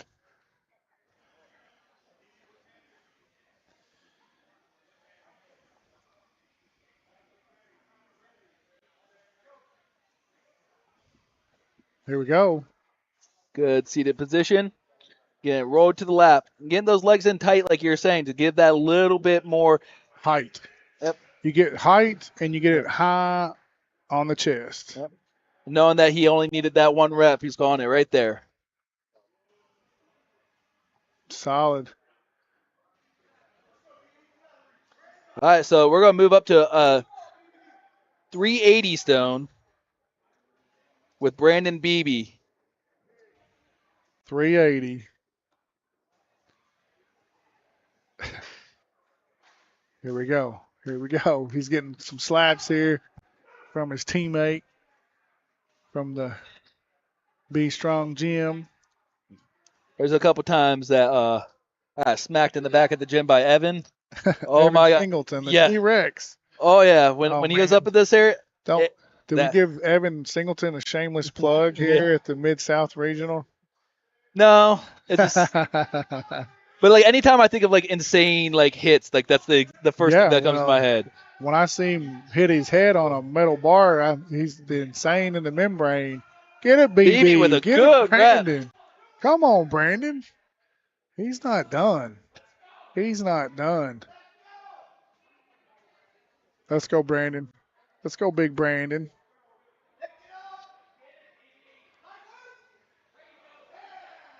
What's really fun is like I remember him coming down to one of Davy's shows as his first show, and seeing him in the last year and a half, 2 years come up. Bro. A guy like him, hey, you want to be big and fat or big and strong. And this kid here is super strong. Yeah. He's large and in charge. Big guy. He's calling there, knows Super what it's strong. worth. Hey, he put a number up there. 2's the number to beat. 380 still no joke. Oh, I like the shirt here Bryce is wearing. Shut up and train. Yep. The last athlete for the day. Bet he's ready for a few beers and a few steaks. That's right. 2's the number to beat here. Nice lap. One Big down. load. Here he goes, number 2. Good, Nice. solid. One more for the win.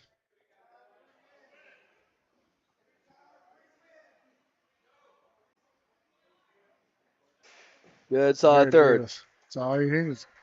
Good job. Hey, he's going to do one more, I think, just to tell you. Let's have fun with it.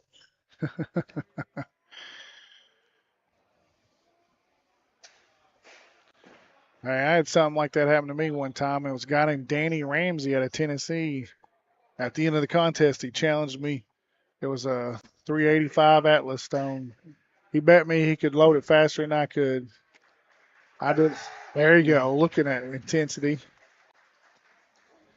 Well done. Well done.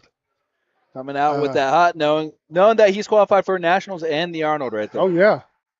The big He's stage, hungry. baby. The big stage. Now, I beat Danny Ramsey.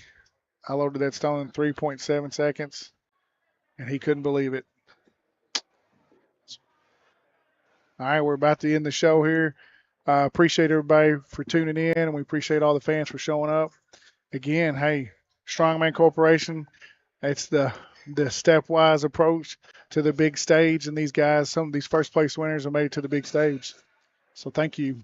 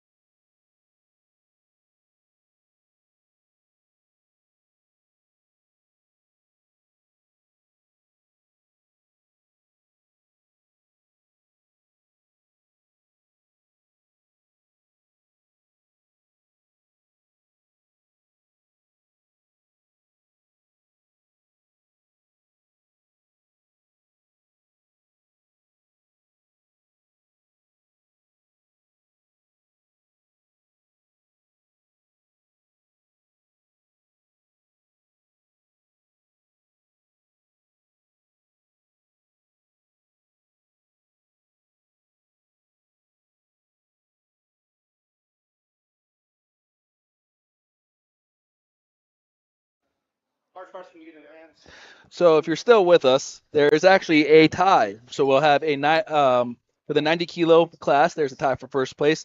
So what we will do is a farmer's hold for time.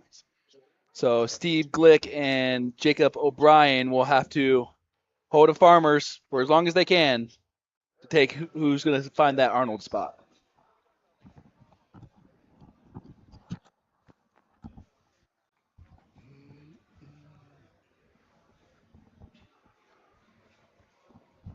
Once again, great job to all our competitors, especially the two that have to do a little bit extra.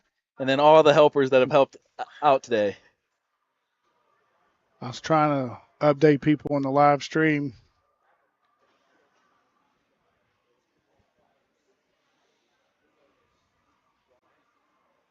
Have you ever done a tiebreaker for the win? I have not. Never had to do a tiebreaker. It's not a fun No thing. fun. Your heart sinks a tiny little bit when you're just like, I got to do what? One of my athletes I trained had to do a tiebreaker, and they had to hold the big bumper 45 plates, right? Pinch grip it. And he got beat. And to this day, I don't let him ever forget it. I let him know any chance I get I that say he got beat on a pinch grip 45 bumper plate, hold for time. I out of all the tiebreakers I've seen, it's always I'd say 99% of the time some sort of grip thing, which kind of sucks at the end because you just taxed everything. You did. You Yeah. taxed your grip the whole time.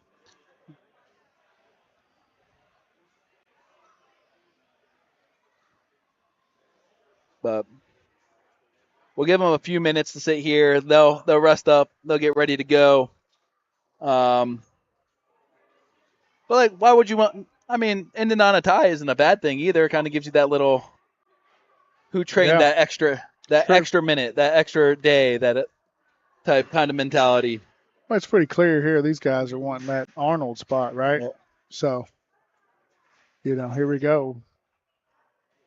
I know a lot of these athletes have gone around to clean these tacky cleaning stations. They're no joke. Oh no. Tacky gets everywhere. What's your favorite tacky remover? I think I usually go to the silicone spray. Silicone spray. Now I've used PB Blaster before, and that takes it off there, but I'm not so sure it's great for my skin.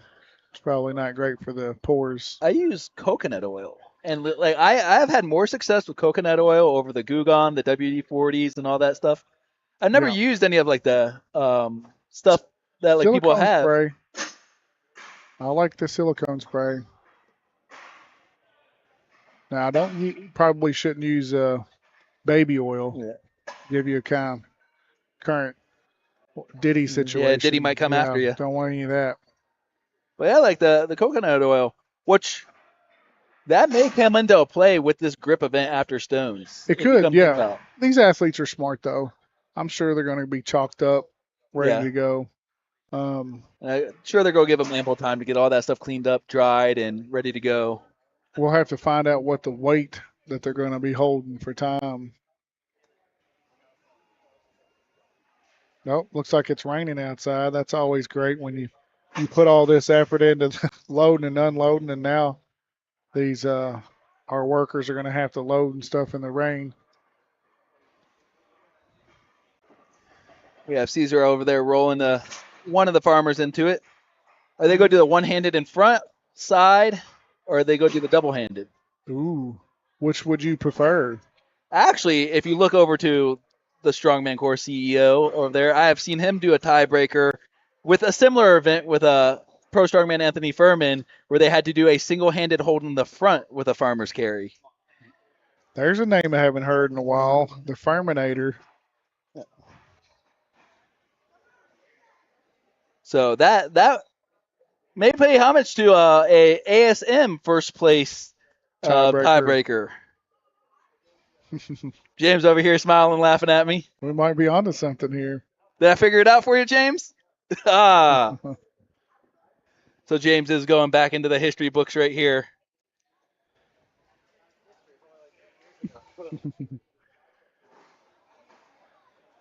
It is a great event. It stresses it in a different area too, because you only have that they have all that weight on one side. Granted, you're holding it in front of you, but it throws you in an awkward position. Yeah.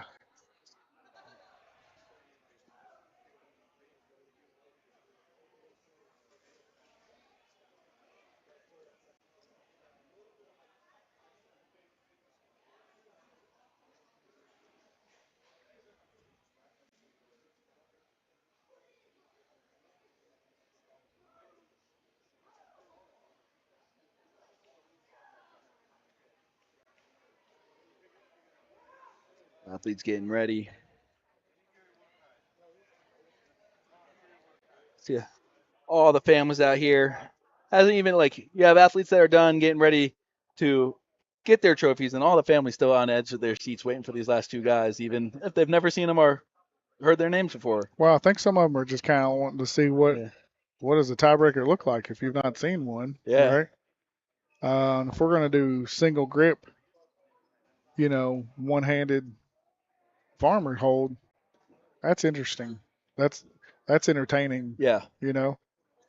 And it looks to be, let's see here, that would be, let's do some math. I want to say, is it 250 maybe? Looks to be 300. 300. Well, I'm way off. Well, so the farmer's handles empty are 70. Oh, okay. So plus 180 would be the 250, plus 50 on top.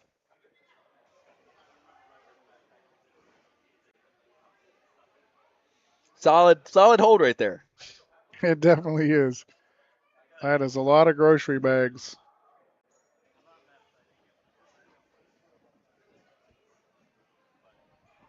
Our crew are trying to roll these Atlas stones out, which is always very helpful. Because it takes a lot. It takes a lot to kind of put all this stuff together and run a show from start to finish.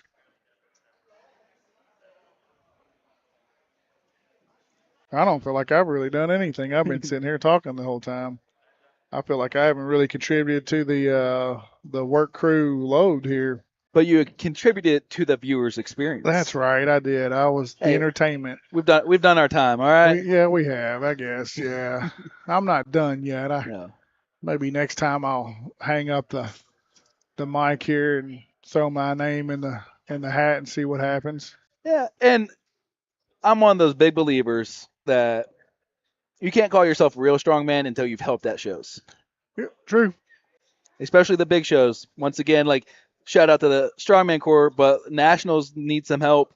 They need a good list of volunteers. If you want to, reach out to James Deffenbaugh. He'll gladly take as much help as he can get, because that show is a lot of weights to be moved. A lot of prep goes into those. That's one of those days I definitely would rather be a. You got to take out plenty of ibuprofen. Oh yeah, I mean, that's essential for that day. especially with some of the cool events he pulls out. Like it's.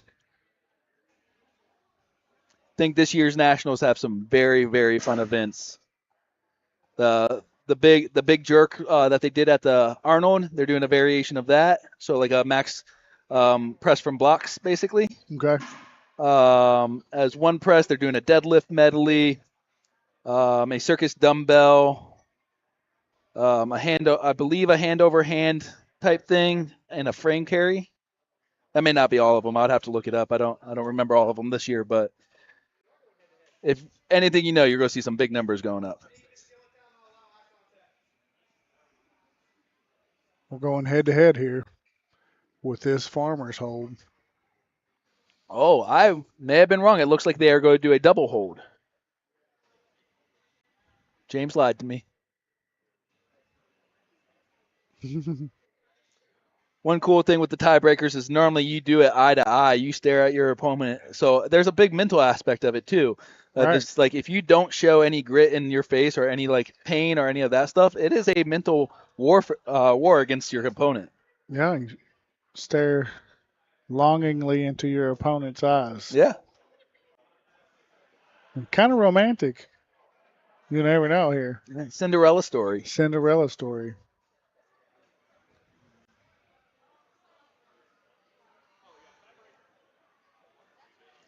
The guy in the orange with the no sleeves, that would be Ben Eisenberger, who heard us talk about him a couple times today. All I need is for Ben to put a shirt on. He's making my arms look small. I'm surprised Davey doesn't have no sleeves right now. Out of the 4 years I've been with him, I think this is the third time I've seen him wear sleeves. Oh, I hear the crowd's getting louder and louder here. It looks like we might have us a head-to-head tiebreaker.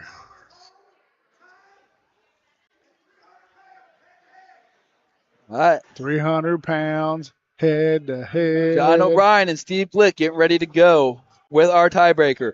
It'll be a 300-pound per hand max hold. First one down is the loser. Doesn't get more competitive than this.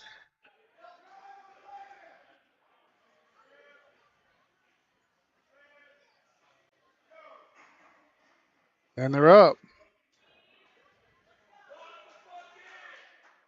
Oh, yeah. Here we go. Dun, dun, dun, dun, This is dun, where you hear the crowd get so loud. Yeah. Got to go to a happy place here. Don't think about it. Just do it. He's still nice. We got John O'Brien A with the win. little icing on the cake there at the end. John getting congratulated by his coach. Yeah, his coach probably has made him do this before. Yeah. Now that is, when farmers, I've had athletes and told them one of the things is stand there and hold on to it. If you don't got room to go anywhere, just stand there and hold it. Or you do that like 10-foot run, hold for 10 seconds, 10-foot run, Yeah. hold for 10 seconds.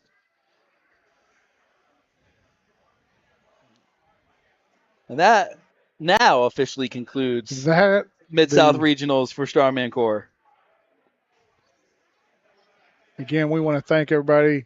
We did a shout out to our sponsors: Cerberus, Strength, Fit for Life, Arena Chiropractic, Kentucky Strongman, the Hunky Cookie Company, and of course Strongman Corps. Appreciate you guys for tuning in. And I think I'm done. Are you done, Adam? Yep, we are out.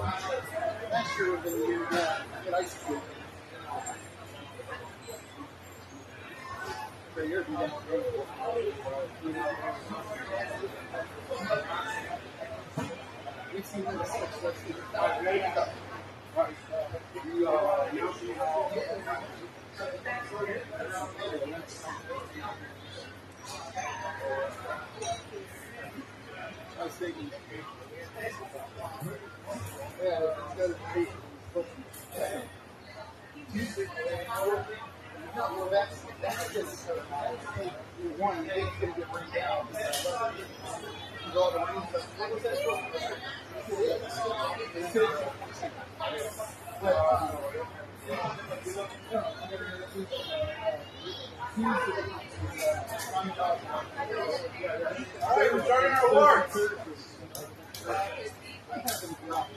Thank you for coming. It was a great competition. Thank you, David, for helping. We had a great turnout.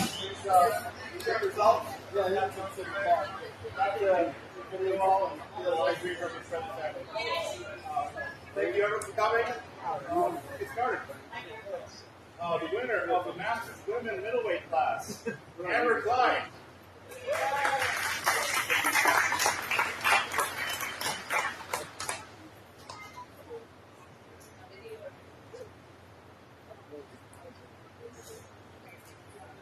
I'm waiting for the whole like there.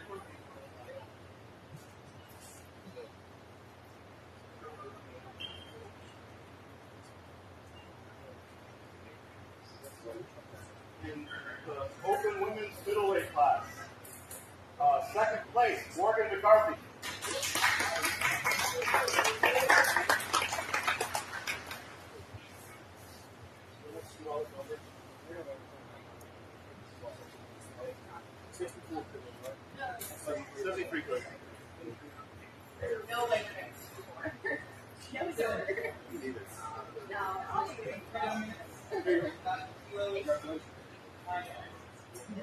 And the winner, Katie Johnson.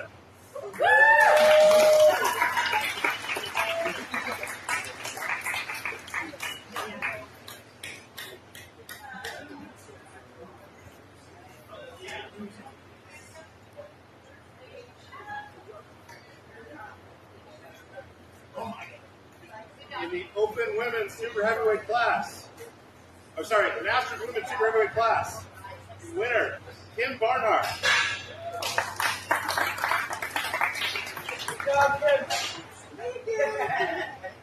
Take it easy.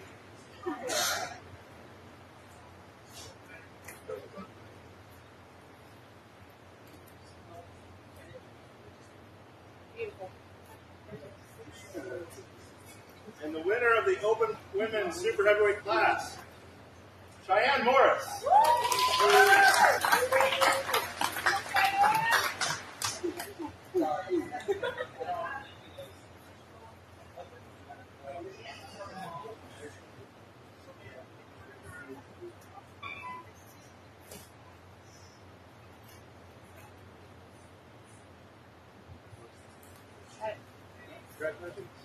Next up, we have the Open Men's Lightweight 80 kilogram division.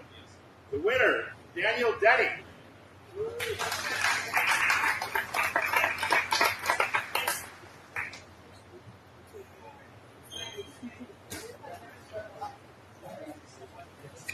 Up next, Masters Men Middleweight 50 plus division. In second place, Brian Packer.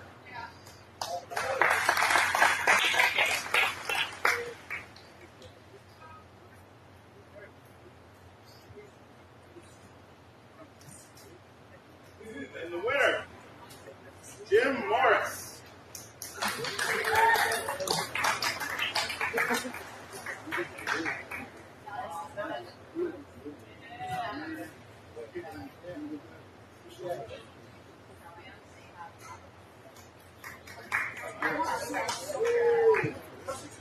The winner of the Masters Men's Super Heavyweight 50 plus class, Lonnie Parker.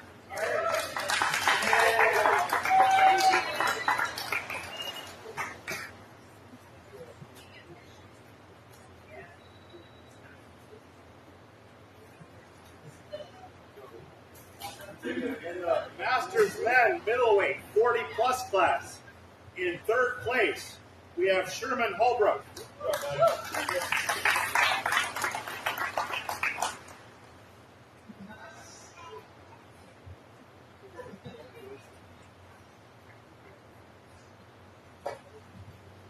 In second place, Brian DeWayne.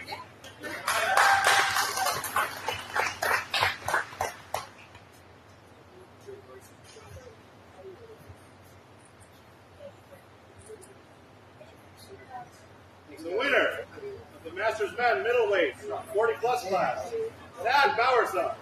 Yeah, Dad! Yeah! Team boss!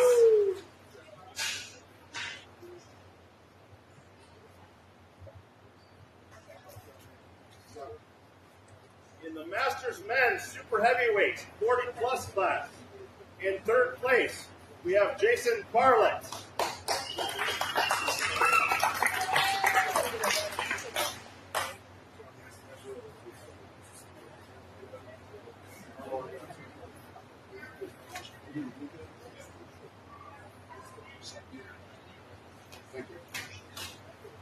In second place, we have Chad Shannon.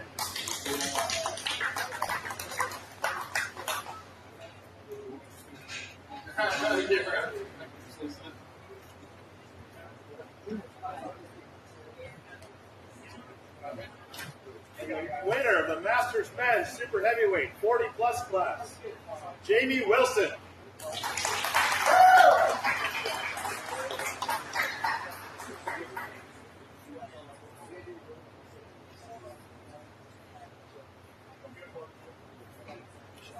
Of course, all of our Masters winners earn an invite to the 2026 Arnold Masters World Strongman Championship.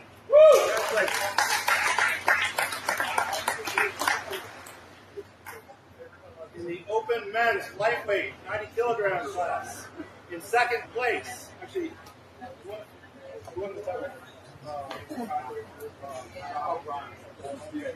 second place, Steve Glick.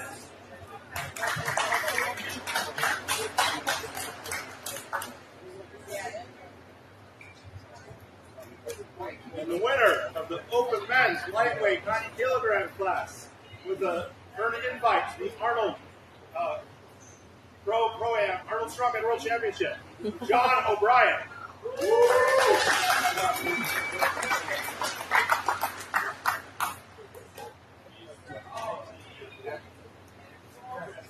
The open men's middleweight 105 kilogram class. In third place, John Hiles.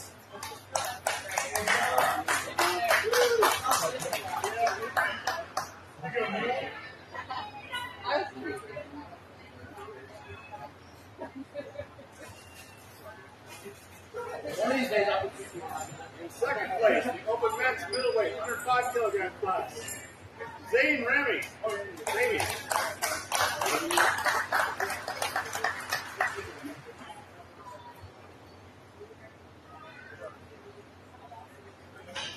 And the winner of the open men's middleweight 105 kilogram class will invite the Arnold Pro-Am World Championship, Nick Sachete.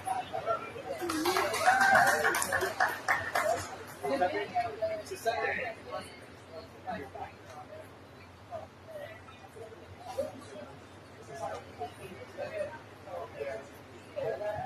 the open men's 120 kilogram class, in third place, Mikhail Polagud.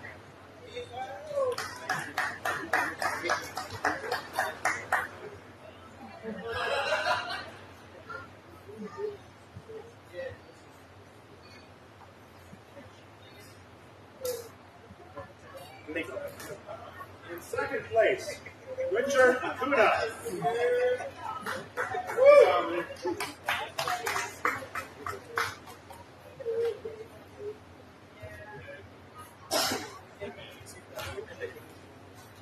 And the winner of the open men's 120 kilogram class is an invite to the Arnold World Championship, Joe McBride.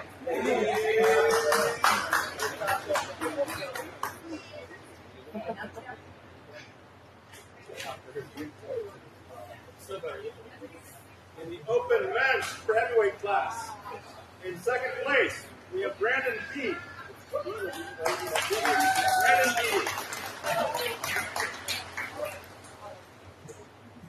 Yeah.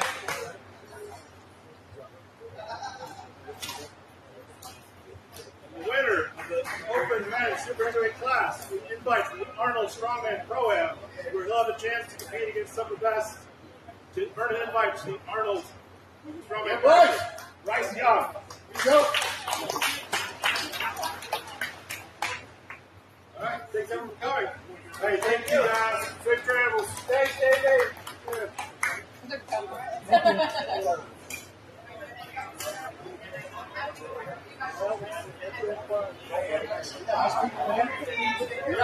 We compete against that, Lord. All right, thank you.